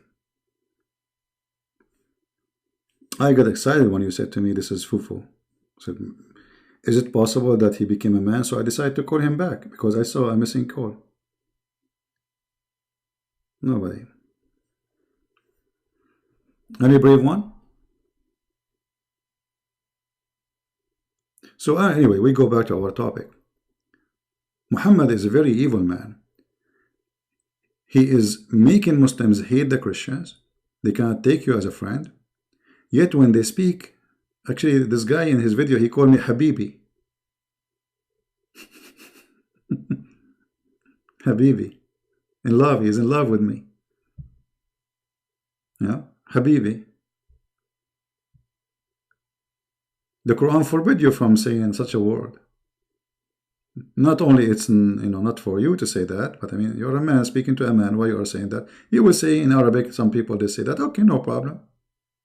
But I am a Christian, and how you say Habibi, my love? That's stupid of you.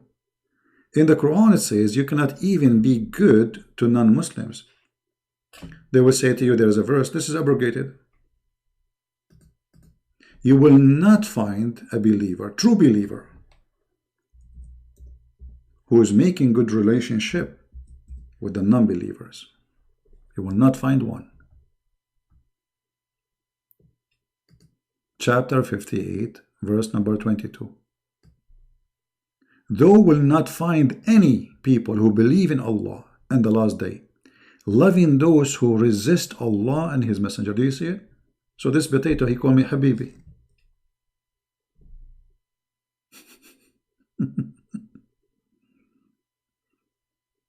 There is only one of two things. Either he don't mean it, which means he's a liar, or he mean it, which means he's out of Islam. Which one? Or from the people of Lut, the city of Gomorrah. You will not find the one who is loving to those who resist Allah. Do you see it? Even though they are their own father and their sons. So even if you're a family, imagine. So what about me? I'm not your family. This is Quran. They will say, no, it doesn't say that. Right? Anyway, our Skype always, like 90% of the time we go live on air, we have our Skype open. And look, the Skype is a mute. We have 780 people listening. Not one Muhammadan dare to call. That is telling us the whole story. Do they dare themselves to do the same? Those who claim to be sheikhs, if they are confident of their religion, why they don't have their Skype open? So I will call. I tried to call the Deen show. They did not let me go through. Go and see it. It's on YouTube. I called first time, second time, third time. They don't dare to do it. You have to be really brave to open your Skype for any Muslim to call. Because this is a big challenge. You don't know what they will say to you, right? You do not know what they are going to. Maybe they will put you in the corner. Maybe they will say something you have no answer for it. This is a big deal challenge. Not everybody can do it. And this is why those potatoes, they don't dare to do it. They don't. Did Jesus promise 100 wives in Matthew? New Bahar Akhtar. Are you a Muslim, my friend? Are you a Muslim yourself?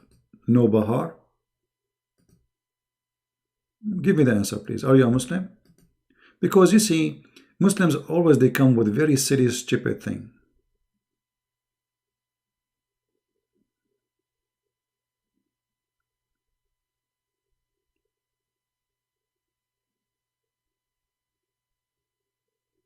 I never saw anyone who says stupid things, silly stuff as they do. When we read the Quran for them, we open their interpretation, we read their translation, we don't make things up.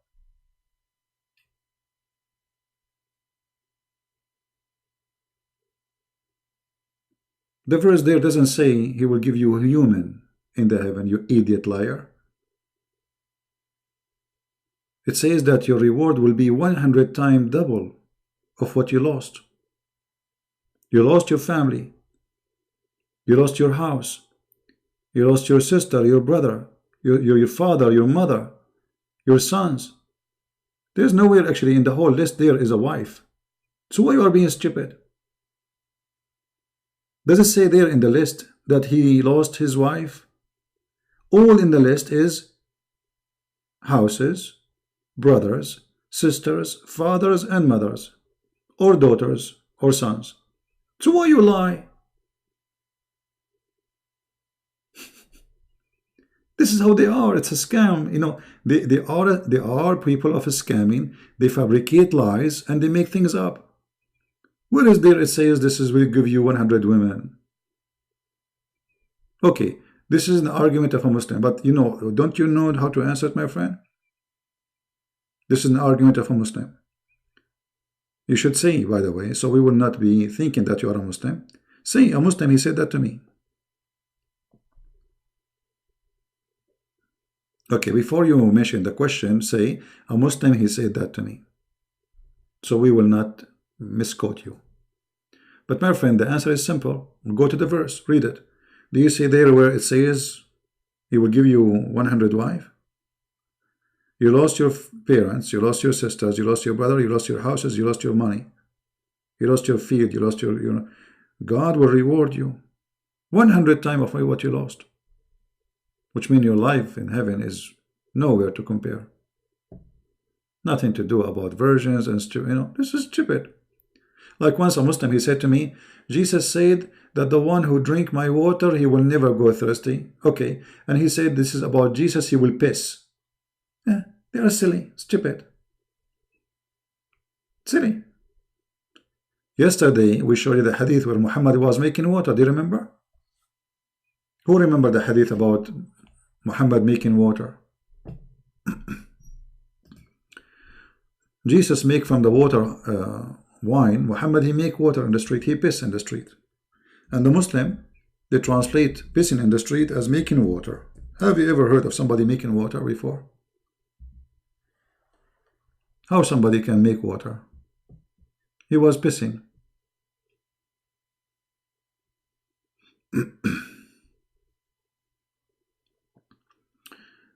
Anyone remember the hadith? Pause the link if you have it. Here, it's in front of you. A person happened to pass by the Messenger of Allah when he was making water. The Prophet was making water. As I know in Arabic, it says he was pissing. It's pissing. Look how they are ashamed. This is mean they are ashamed. They took the word he is pissing and they replaced it with making water. How you can make water? What making water mean? Have you ever heard of somebody making water? I mean, have you ever heard of this term before?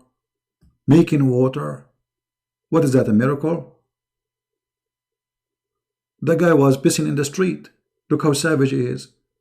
A guy, he went by, he said, Assalamu alaikum, pissing guy, Muhammad, the one who pissed in the street. And just to show you, as long as we are talking about this, look at this filthy Muhammad. Look at this. Muhammad, he takes shower with dead dogs and flesh and blood of women from period. Read it. Do you see it? Bi'r bida'a, a person, he takes shower with dead dogs.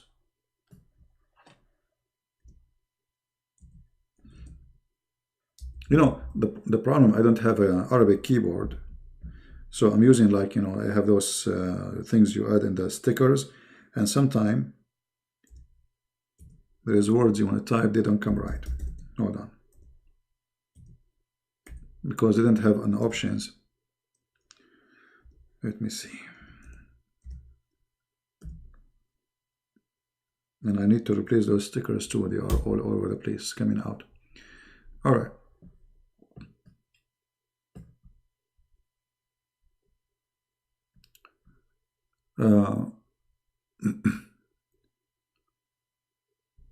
Look at this. I heard the people ask of the people of Prophet of Allah, water brought to you from the well of Bida. It doesn't say brought to you. It says yustaqalaka. You drink from it. He drank from it. Yustaqa. Read it carefully. Here we go. Anyone who speaks Arabic, he will see it. No, Zivi. It doesn't say that. Yustaqa. He drank from the water. Line number 100.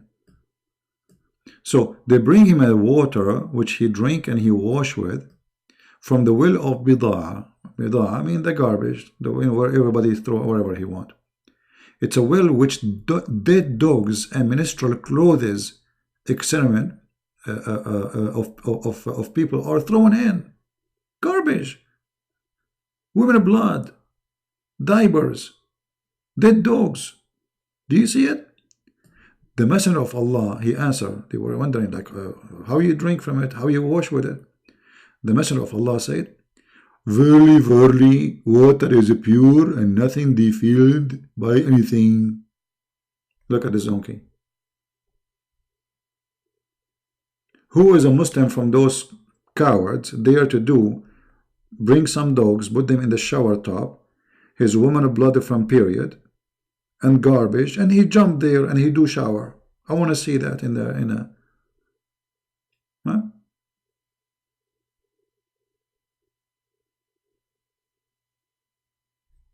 And yet they say that the Prophet, they ask this guy, what his name, Jean-Claude Van Damme, he was in Dubai making a video, the producer is an Arab, and they knew that those people worship Muhammad. So I think they told him to say that.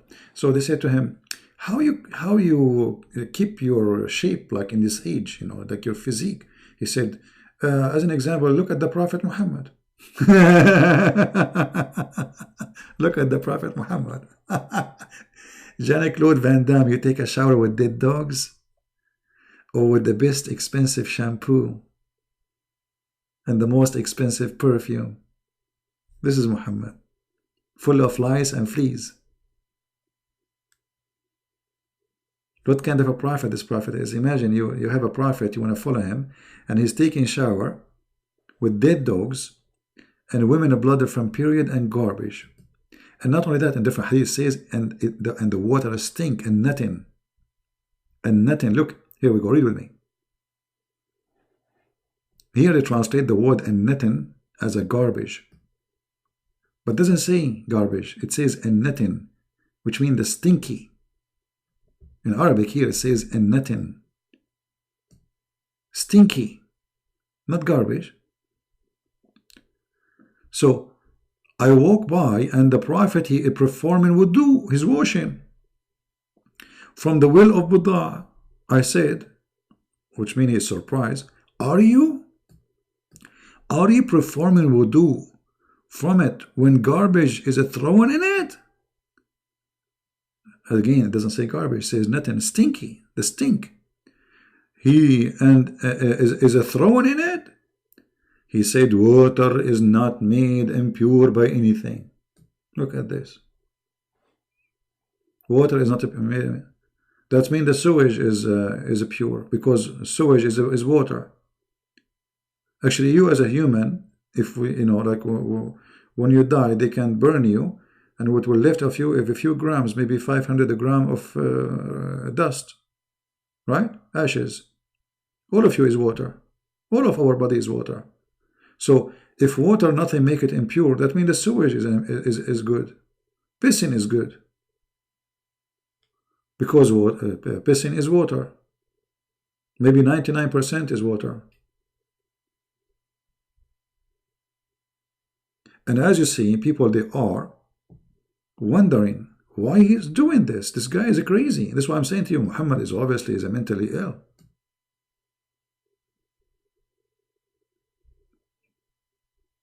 And yet Muhammad, he claimed that the water nothing make it unclean.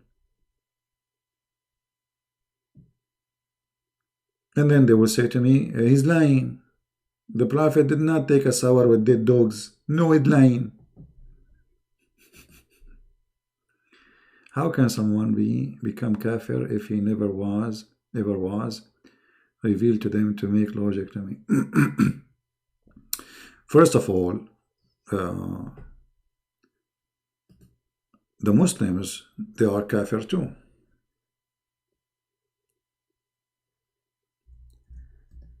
You see, Muslims are stupid when they speak about their religion. They don't know their religion. They don't know their religion. I will give you an example. They call us kuffar. They call us kuffar.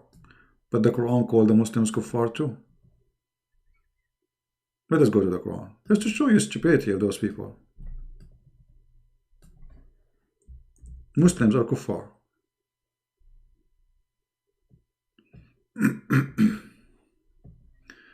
Let us find some verses.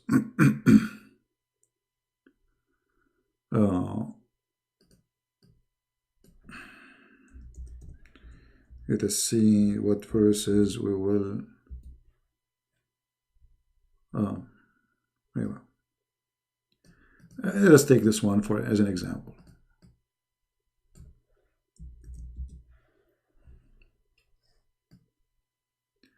فمن يكفر بالطاغوت ويؤمن بالله.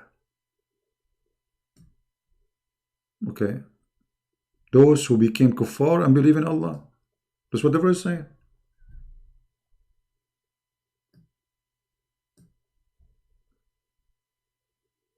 Those who became kuffar against the shaitan and believe in Allah, they are the believers. So kufr is stupid of them to use it against us, because Allah promising that those who became kuffar to go to heaven. So kuffar is not about being in a side of the wrong or the bad. It can be both. But yet those idiots, they keep calling us kuffar.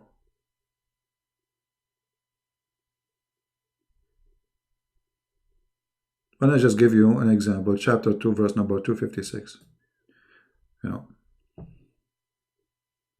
But they don't know. Share the link. Okay, here we go.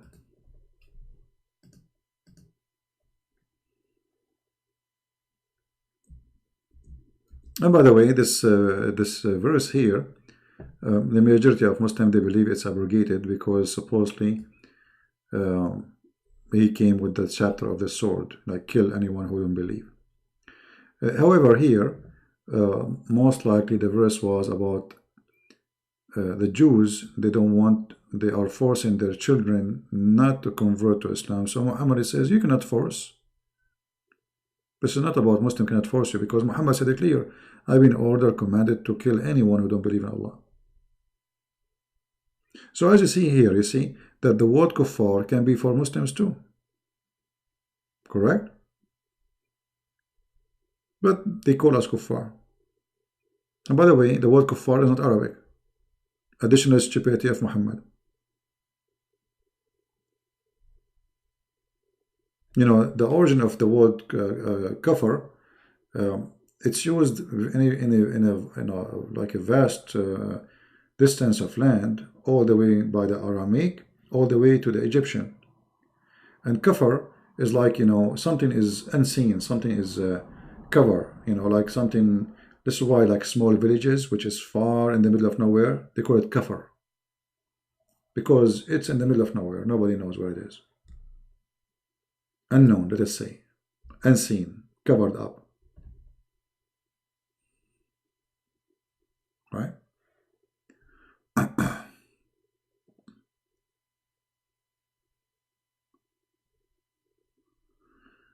Anyway, I think we have enough for today. And until now, not even a single. I see people asking me to add them. I don't know why. I mean, don't add me, my friend. Why I will add you in Skype? I'm making Skype for people to call. Look how many add.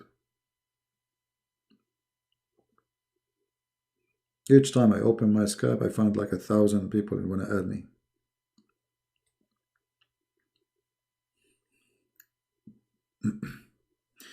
Anyway, did we have a good time, guys? Don't forget, please, to download the video. And if the video is long, you can like cut it off. And like where we stop finishing the topic of the goat answering this person, because we spoke about many things after that. So if you think that this video is too long and you want to translate it to your own language, you can stop where we finish with answering Mr.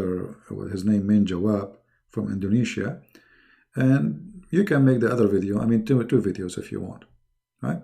But obviously all Muslims, they can defend Islam as long they are speaking to themselves or speaking to somebody who do not know Islam. The second you are a person who knows Islam, they can refute you by their talking to themselves. But yet nobody would dare to call us. And the funny, most of the time, the only one who dare to call us is the crazy one. You know? And by the way, the smart Muslim, the smart one, who is playing deception is the one who don't call, because he knew what will happen if he call. You know, trust me, if those people knew they can be victorious by calling me, they will not only call me, they will call me every second. Correct? Not only they will call me, the line here will never be silenced. Having this Skype silence, it's a clear proof how much they are scared. And how many times I open my Skypes? Thousands of times. Live on air, recorded. Whatever we say, it's live on air. People, they download and share. Live on air. Big challenge. Nothing is hiding. Nothing is hiding. And because they knew they are following a false cult, they knew they are no match to refute the truth. Not me, I'm no one. Here we are debating about the truth, not about Christian Prince. They try to make it personal because they are, you know, savage. But they cannot debate the truth. They cannot face you. Like, you know, in the Middle East, they say, if you wanna humiliate a gentleman, make a child or a hooker go after him. A child, he go on the street, he throw rocks at you. What you can do about it? He humiliate you. You know what I mean? A child. But the father of the child, he don't dare to get close to you. So what they do? They send children, or they send the bad women. Bad woman, she will go on the street. This guy, he touched me. This guy, he did that. This is the only two ways for those filthy people to try to humiliate you. And this is exactly what they did. They brought a recording of me debating a Muslim, reading for her the hadith about her prophet saying, suckle me. They cut the video. They say, Christian Prince saying to a Muslim woman, suckle me. Here we go. So they brought a filthy woman, recorded in public, we are not in private, in front of hundreds and thousands of people listening, and they use that to make me look bad. This is exactly what they do. That one did not work because we got them busted. We have the whole recording. People, they start laughing at them. It's disgusting. It's stupid. You been get busted.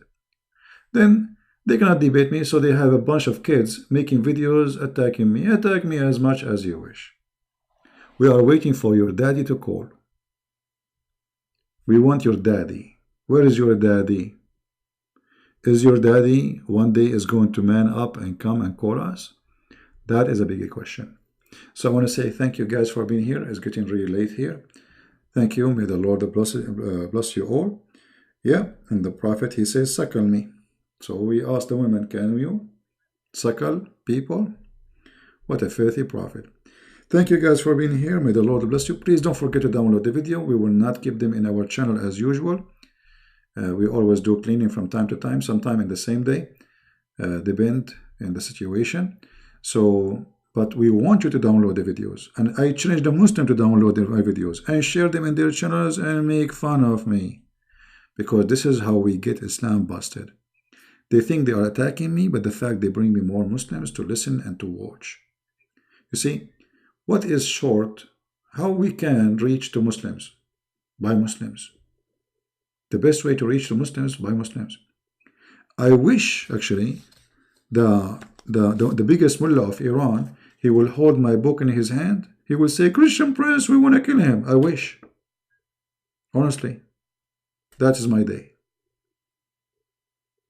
They are our helpers. You see, Salman Rushdie, he made a book which is not really a big deal. It doesn't have too much information. It's called Satanic Verses.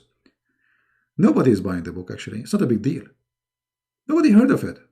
Suddenly, people woke up in the morning and they found 3-4 millions in the street in Tehran. Allahu Akbar! Death to Salman Rushdie! Allah! And then everybody in the world will read this book. And then Salman Rushdie became a lord. The queen, she made him a lord.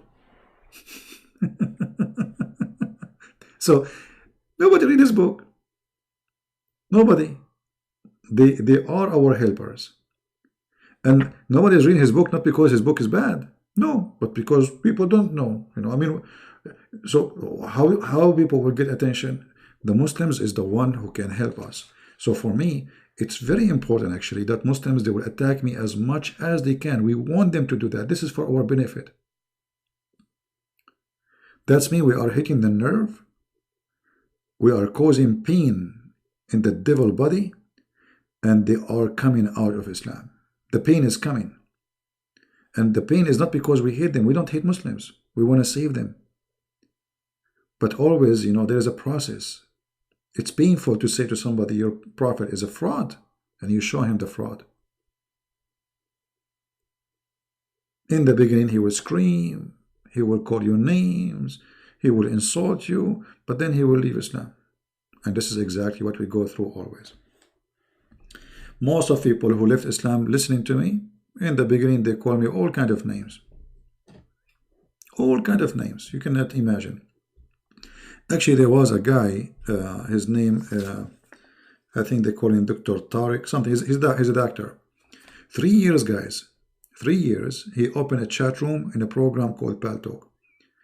The title of the room was like Christian Prince, Lies, Liar, or Refuting. I mean, he changed the title, but it's just about me. The whole room is about me. And all day long, he do nothing except supposedly to refute me. After 3 years, he come to my chat room. And he said in the text, this guy, everything he is saying is true. I am out of Islam. We thought maybe somebody using a name like him, because he's very well known. He hate me very much. So I did not give attention. Then he repeat again, CP, you are right, I agree, I apologize for, speaking against you for 3 years. And then people, they said to me, give him the mic. I said, maybe this is not him. I don't think this is him. They said, give him the microphone, let us hear him. From his voice, we will know if it is him or not. It's a chat room, you can give the microphone. So I gave him the microphone, it was him. 3 years every day, he have nothing to do except supposedly refuting me. Every day. He come from work, he's a doctor. He come from work, he open a chat room, and he go over my videos, one by one. Christian Prince, he said this, Christian Prince, he said that, he's a liar, and Muslims, they really love him. And then he decided to leave Islam, and he, right away, became the devil. The Muslim accused me that I paid him money. The Muslims accuse him that, I gave him a job. They accuse him that I gave him a car. I give him a car. Guys, honest to God, if you see, if I open a camera for you now, I have my TV in a stand, you will not believe. Maybe I should I take a picture, post it in YouTube, in Patreon? What do you think? I don't know if this is nice. Actually, I should do that. I gave him a car. Let me take a picture. Okay. I will post it in Patreon. I don't know. Should I do that? That would be funny. Just to show you, I mean, Christian Prince, he give money to all Muslims in the world. A lot of money coming to his, and he can make all Muslims, he buy them cars to leave Islam. I mean, come on, he can do it. Yeah. I mean, he can tomorrow make hundreds of millions of Indonesian convert to Christianity. He give them hamburger. Actually, they accuse me that I am offering Muslims hamburger. You believe it? Hamburger? Yes, brother. Hamburger. I used to say in the chat room, bring me one Muslims and give you 5 hamburgers. Just kidding, because nobody is talking, nobody dare to debate us, like now. But I'm joking, I'm not serious. So get me one Muslim, I'll give you 5 hamburgers. So I went to a Muslim chat room and they say, Christian Prince, we got you busted. We know how you convert Muslims out of Islam. And they play my recording. In the recording, I'm saying, give me one Muslim, I will give you 5 hamburgers. You believe it? And then I took the microphone. Supposedly they got me busted now. They knew how Muslims leave Islam. So I said, well, are you guys saying that you Muslims leave Islam because of a hamburger?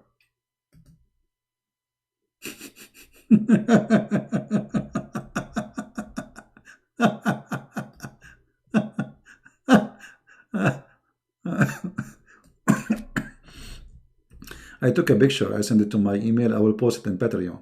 But I will not. Okay, hold on. I'm taking a snapshot of it. But I will not really keep it there. Okay, I will post it there to show you this guy. He not only he can spend money on Muhammad, and he can, he can make all the Muslims leave Islam. A lot of money. Yeah, but don't laugh at me, okay? Let us see. Hold on. I will post it for a second and I will take it off.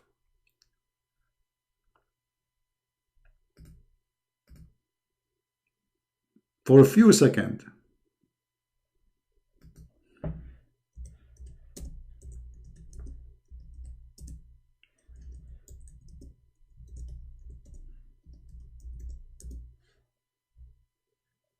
Okay, let us see.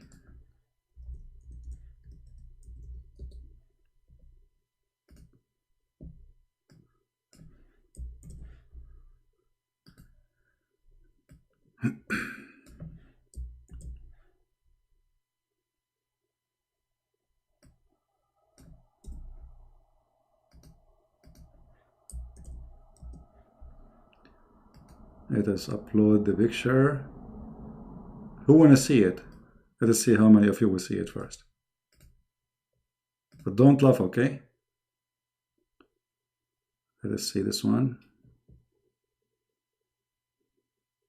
All right. I'm not sure I should pause this. Should I pause it? I'm not sure really. What do you think, guys? Should I pause it? Should I?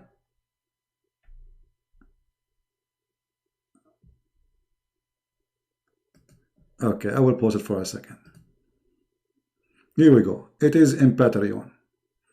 Go and see it. Go and see it because I will take it away immediately.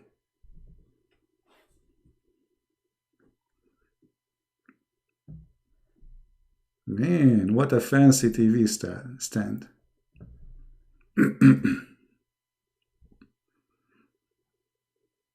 Did you see it? No, I posted in Patreon. I posted in Patreon.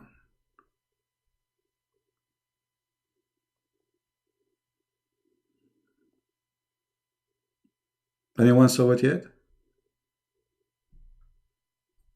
I called the picture I posted my new high-tech TV stand.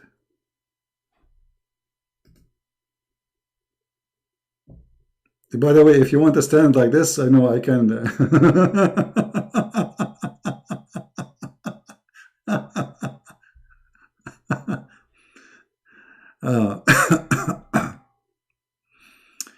Thank you, Princess.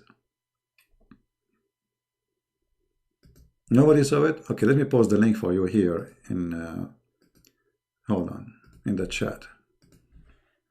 And then I will take it off. Yeah, you can see it even if you don't have Patreon. I think I made it public, didn't I? Hold on. No, it's not public. Okay, here we go. Now it's public.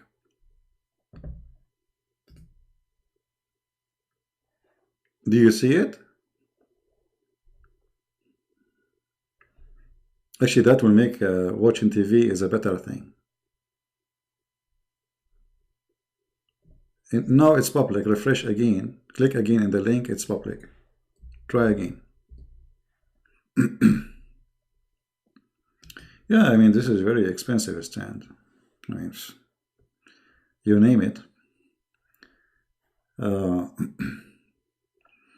It's very stable. It's red, like the Prophet. He liked red clothes, red underwear, and it will make your movies red too. You know, you will have better reception in the antenna.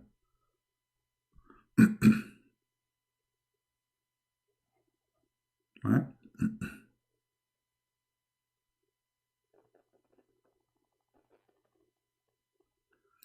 No, if you click again, you will see it because I made it public. It was private before.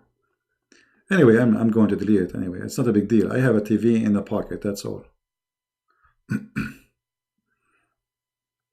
This is the very, innovative TV stand in the world.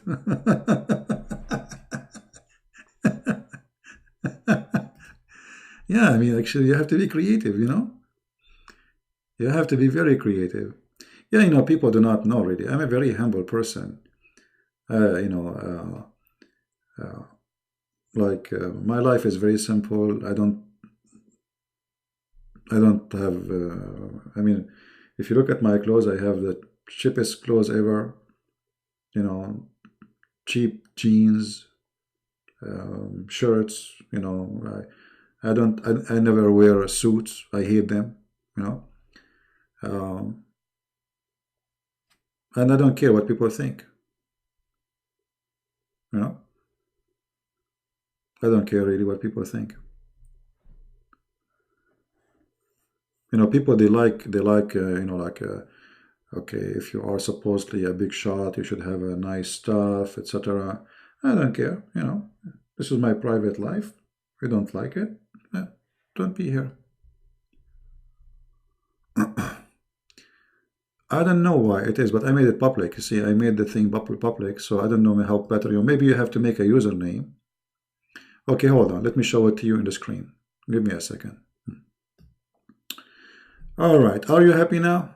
Here we go. This is my TV stand, and this is the invention of Arabia. Here we go. You see it now. Do you see it? Hello. I mean, can you come with such invention like this? You cannot. You have to be an Arab like me, and you have to be inspired by Jibril. And don't worry, the TV will not fall down. No, it's not. It's fine. It's really actually very, very, very stable. So, what do you think, guys, about this idea? Anyone have a better idea? Don't tell me there's no screen. Oh, there's no screen here. It's my fault. Hold on. Man. Okay, just give me a second. Give me a second. Patient. Patient,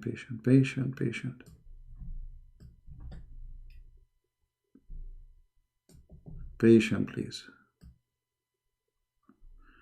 Okay, now you will see it. There we go. Hold on. I mean, as if I'm showing you like a circle or something, or like a magic. It's nothing. Here we go. Now you see it. Here we go. Are you happy now?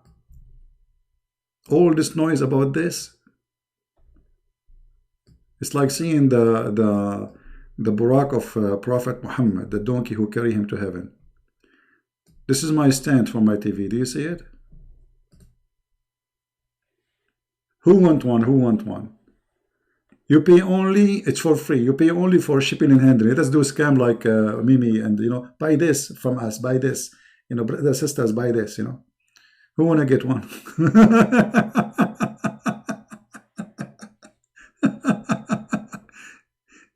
But is it no, what bigger?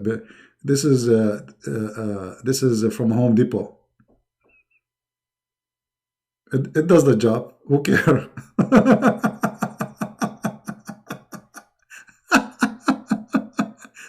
Honestly, who cares?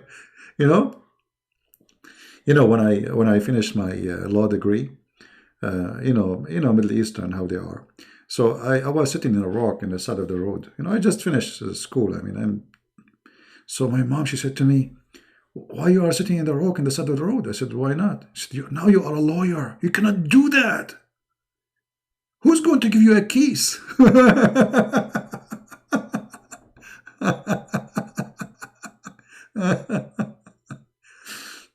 Anyway, the picture does not appear. Maybe you have a slow internet. This is for my TV stand. Actually, I think it cost me $6. I forgot, $5 or $6, something like this. Yeah, actually, this pocket is very strong. You know, you can stand on it easy. So why you don't use it for the TV? The stand for the TV is like $300, $400, man. Why I want to do that? Here we go. You like it, like it. You don't like it, get out. It's my house. It's my place. You know what I mean? If you don't like it, just leave. If this is insulting to you, I mean, it's my place. What's your business? I like it.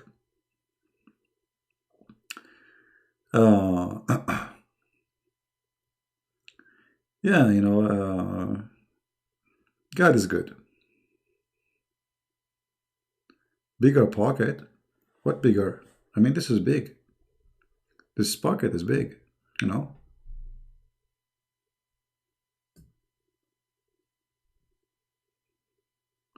No, I'm not home actually. No, I'm not yet home. No. No hot water. I mean, how I'm going to take a shower? This is why I bought the pocket. And then this hot water fixed. So I have hot water now.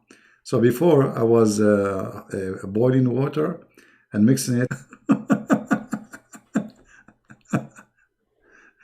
I'm living in a garage. No, I'm not living in a garage. So do you have to live in a garage? You see, you know, this is the problem is people they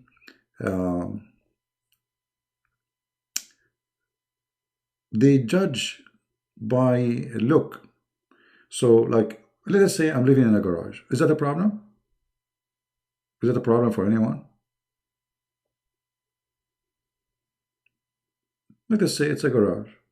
So, what's your problem? But no, it's not a garage. But, you know, I don't care. For me, actually, I'm sleeping on the floor. Should I take a picture for my bed now? Honest to God, I'm sleeping on the floor. Literally in the floor, you know. I have a blanket in the floor, a pillow, and a little cover.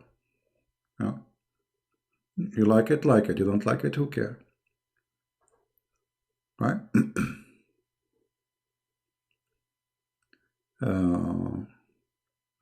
Yeah, you know, you know, you should be ashamed if there is something wrong you are doing. But you know, this is who I am. You want me to be fancy, etc. Okay, and I'm not your fancy person. Actually, yeah, I'm not in my house, you know. But I mean, it's not where I live normally. But still, even in my house, you know, I don't really have a fancy stuff. Very simple. Don't worry, my friend. We are not asking for a donation.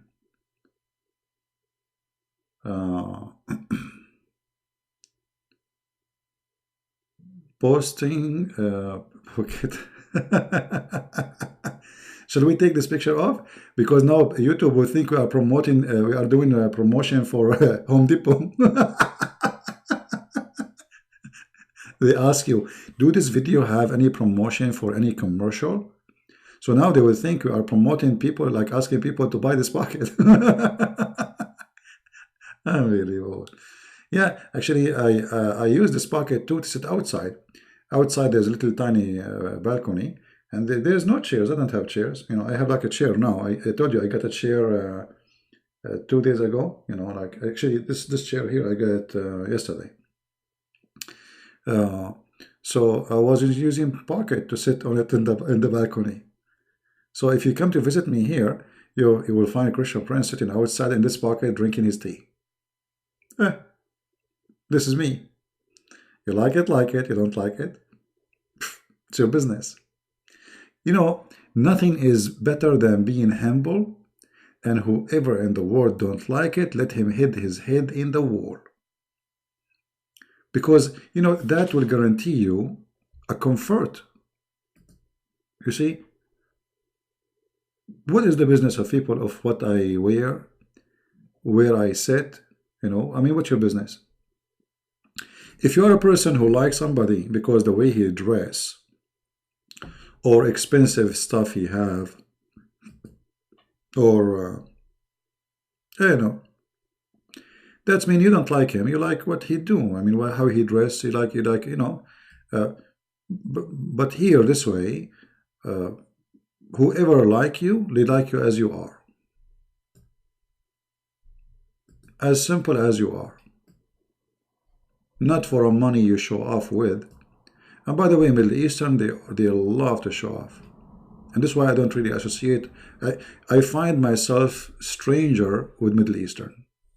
For sure, I'm not saying all Middle Eastern are the same, but the Middle Eastern who they are here, and I'm sure there's some of them here with us, they knew exactly what I'm talking about. They love to show off. It's a must. Me, I hate it. I don't go to a wedding party, even if it's somebody is very close relative, if I have to wear a suit. I don't like a suit. I don't like to wear anything have to do with this kind of clothes. I find myself like as if you are like an animal and you have a leash in your neck. You know what I mean? But some people, they cannot go out without it.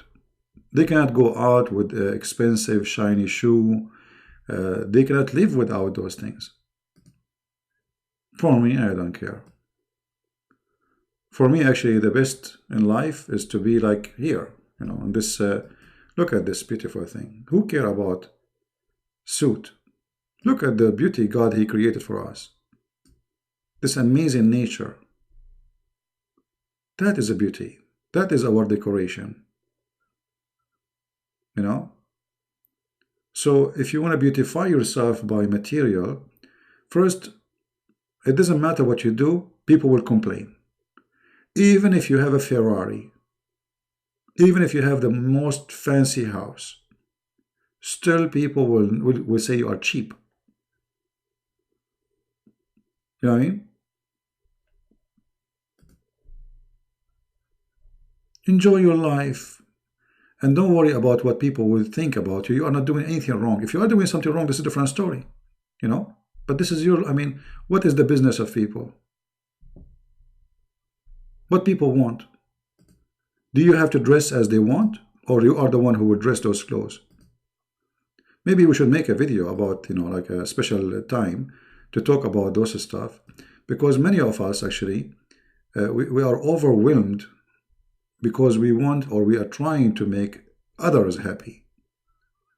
We dress as they want, we eat as they want, we buy things because people want it. Like you buy a phone not because you need it, but because you want to show off. So your salary is a small, tiny, and now it's time to spend the whole salary to buy a phone. Why? Because all your friends have the phone. I mean, do you want me to be the only one who don't have that phone? But the phone you bought, the new one, is not really a big deal different from the phone you have.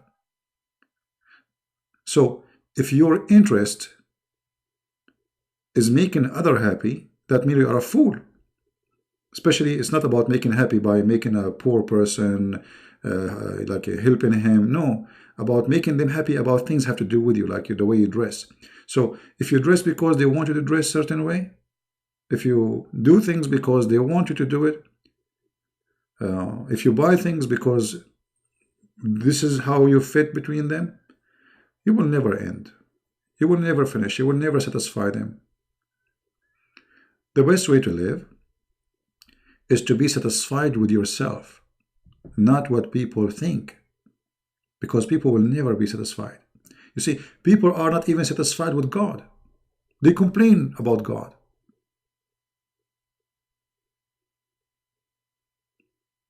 You know what I mean? Even God himself, he could not make them satisfy. They complain.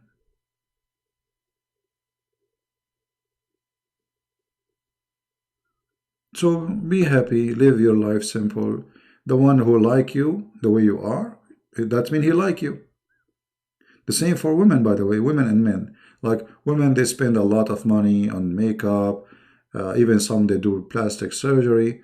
Okay, well, the man who like you because you have big breast, excuse me, he will leave you as soon as he sees someone have bigger ones or nicer. So what you did, you destroy yourself. You humiliated yourself. If a man he loves you because the way you are, he will never leave you because he loves you the way you are, not the way you show off. If a person he love you without makeup, for sure he will not leave you when you have makeup. But if he love you with your makeup, but he never saw you without makeup, then he might leave you because now you don't have makeup, because he see a different person. Right?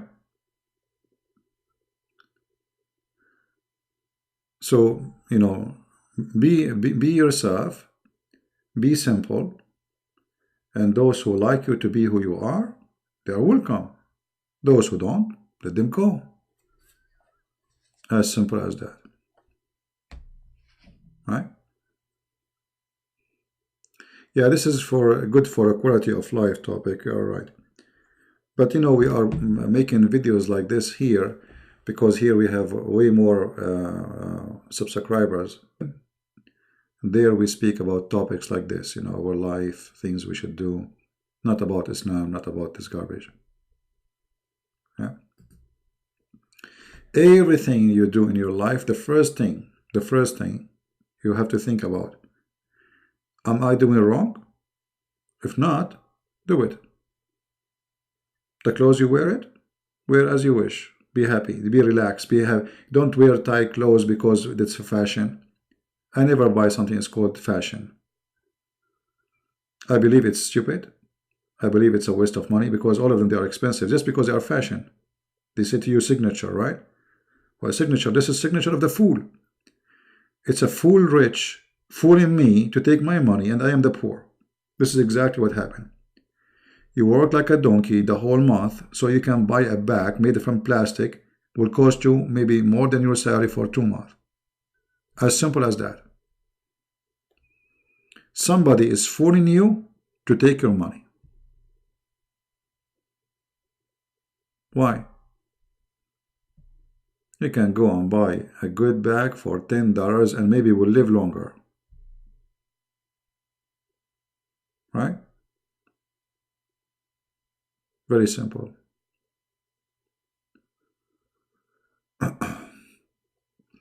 There's a guy, his name is Danny. When I call me, are you a Muslim, Danny? Are you a Muslim, my friend? Where is Danny? I don't see him.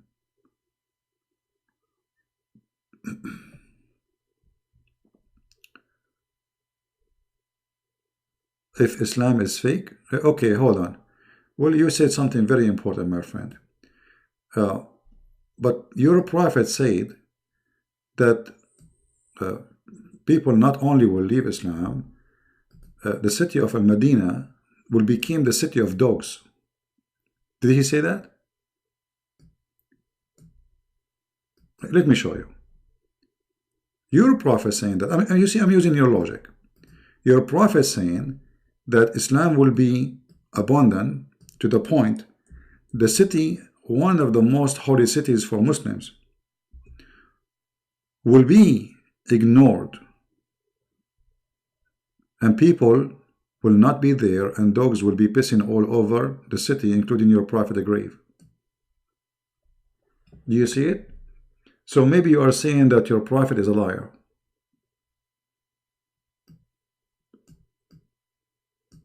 How many Muslims they visit the city of Medina every year?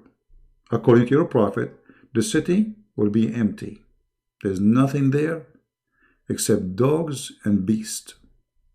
And the dogs will urinate all over. All over your holy city. Are you there, Mr. Danny?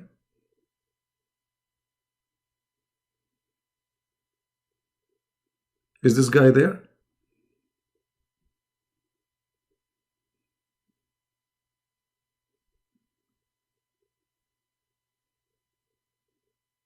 Are you there, Danny? Or Dini? This is Muhammad saying that, not me. And there's tons of reference where Muhammad said that Islam will shrink, Islam will die, no more scholars, no more believers, nobody believe in Islam. This is what Islam says. In the top of that, my friend, we are 3 times more than the Muslims. And not only that, tens of thousands, hundreds of thousands, millions of Muslims convert to Christianity every year. According to Al Jazeera, not me, 6 million Muslims leave Islam a year to Christianity.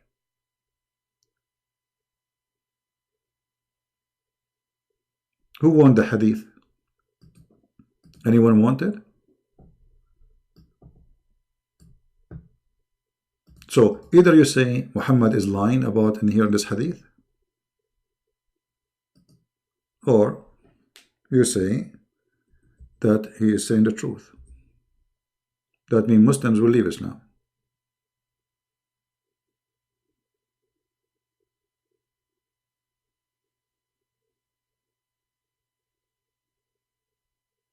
Right?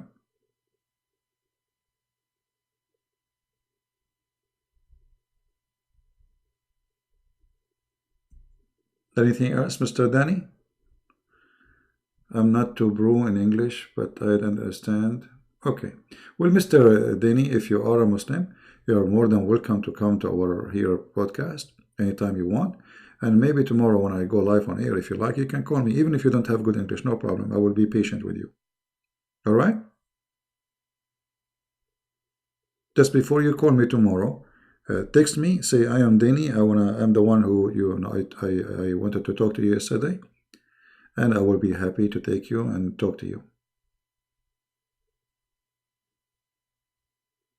Yeah, Islam is a very stupid religion, my friend. Do you really believe that there's a God he will give you in this private part, and women should have a butt 1 mile? Huh? And a lot of women for sex. I mean, what is that? This is like a farm full of horny porn. So, Muslims are leaving Islam. It's not, the difference is, when a Muslim leaves Islam, he don't go and make a video because he will be scared to be killed. For this is a gang, mafia religion. The one who leaves Islam should be killed. But if somebody convert to Islam, they will make a million video for the same person. That's the whole story. So the one who leave Islam, they don't show their face. They change even their names. They change even the place they live for safety and security. Anyway, I want to say thank you guys for being here. I pray to the Lord to save us from the evil of the devil, including Islam, for it is very evil cult. I pray that the Muslims will open their eyes and their heart, and they will not believe in a stupid book like the Quran and the Hadith, which we can expose very easy. And I encourage all the Muslims, anyone who believe I'm wrong, feel free, please. We are almost live on air every day. Feel free to join us and to be with us anytime you wish. When I open my Skype, I say my Skype is open, so people, they can call me. Right now, my Skype is off because we open it for long, nobody called. Actually, we have one only, but he was a joker and he was an idiot. So, thank you very much for being here. May the Lord bless you. Subscribe to our channel. Tell your friends about it. Feel free to download my videos. Those are made for you. You can download them, put them in your channel. You can add subtitles to them. Just be honest in the translation. Don't fabricate. And don't claim that they are your videos. Just say those are Christian Prince videos. So, thank you. May the Lord bless you. And until we see you soon again, Christ is Lord, and Islam and everything else is false. And the Lord will be back. And the time will come where the believers will rejoice, and those who rejected the Messiah, they will live and die in sorrow. Don't be one of them. Time goes so fast. Yesterday, you and me, we were kids. Tomorrow we are very old. The day after we are dead. Time will come, and time swim extremely fast, faster than a bullet. You think you are not going to be there, but you are, my friend. If you don't believe me, see the billions of people who die before us. Go tomorrow and visit the graveyards and see how many people left behind, before you. So, if you are young and you think, or you make fun of the old ones, look how they look like, soon you will be exactly like them and maybe more. If you are in the middle age, you think you still have time, you never know. Your life might be taken from you right now as we speak. Actually, there's many, even famous people who they are very young. They die in a very young age. You know, death will come. And when death comes, there is no return without the Messiah. Your key of salvation is to follow him, to believe in him, and then you will be victorious. You will be victorious over death, over sickness, over illness, over your broken heart.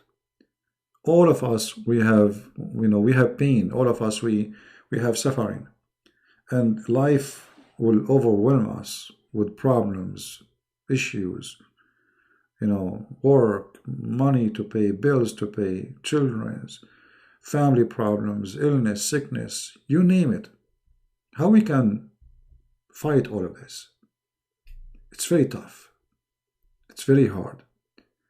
But for a believer, life is a comfort, even if he is in a war zone, for he is a believer. Believer provide you, when you believe, it provides you with hope, provide you with a new energy, provide you with a new tomorrow, and take your worry away. A person who don't have a belief, he have nothing. He's empty. He's worried about tomorrow. He's worried about today. He's worried about everything. Do you know how many death threats I get every day? How many people want to kill me? How many people pray for my death? I have no worry. I have no worry. I don't even think about it.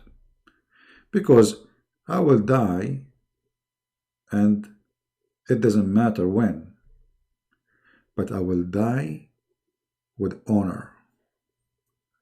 I will die not as a coward who refused to tell the truth. I will die and people will remember me. So how I will die, it doesn't matter. But one day I will, and for sure one day, you will not hear my voice no more. But I left a lot of work behind. And my voice will be heard by the Lord, and my voice will be heard by millions and millions of people after me. And now, thanks God, we have the internet. So our teaching will stay. Christian Prince will go. He will go with the dust. He will be a sand, and the sand will fly. But the teaching, the truth, will stay. And that is the most important. So, you work for tomorrow, either to be remembered for good, or to be remembered about bad you do or you did. So try your best to be remembered for good. Please don't die. Why? Yeah, actually, we should make a topic about this. Why death is a problem. You see, if you are a Christian, you should not fear death. I have no problem to die immediately, right now. Why I want to fear? I mean, what the problem? My friend, you are born to die. So why you people are afraid from this topic? You should not be afraid of it. You, as a Christian, the Messiah, he said, whoever believes in me and die will live. So death for us as a Christian is the new journey. It's like your life just has started. It's not the opposite. It's totally the opposite from what you think. But my friend, enjoy life and enjoy death, because death will bring you salvation, will bring you comfort. It will finish with this sick world. Look at this sick world. Crimes. Open your TV.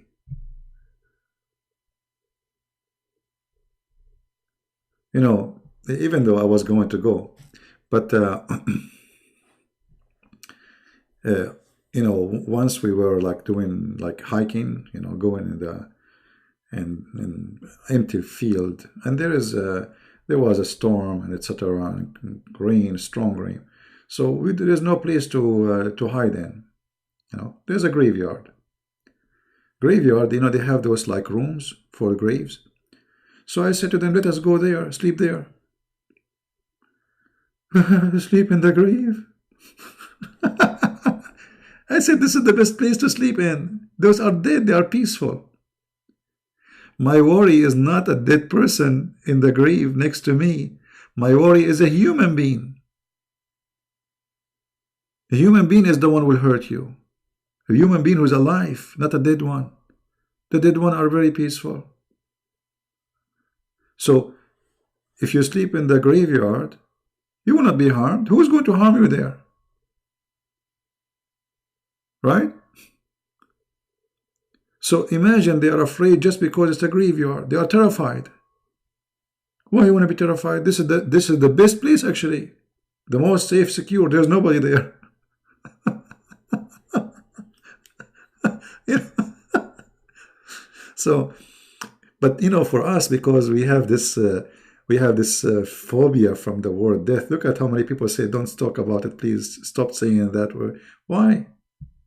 Why? I joined the army many times.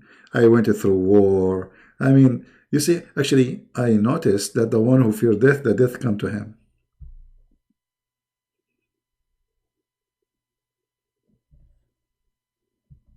I went through a lot of things.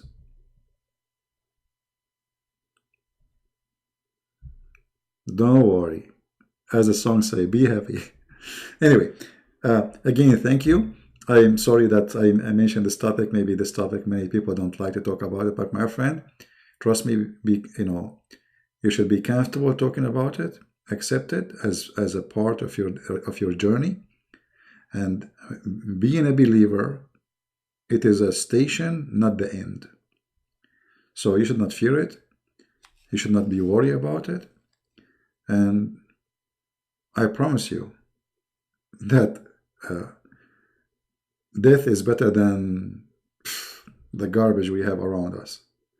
I mean, these days you are worried if somebody come to your door, knock at your door. You know, old days where people, they're simple, beautiful, good heart. I mean, it's gone. You go in the bus, you are just watching who is going to take your bag, maybe.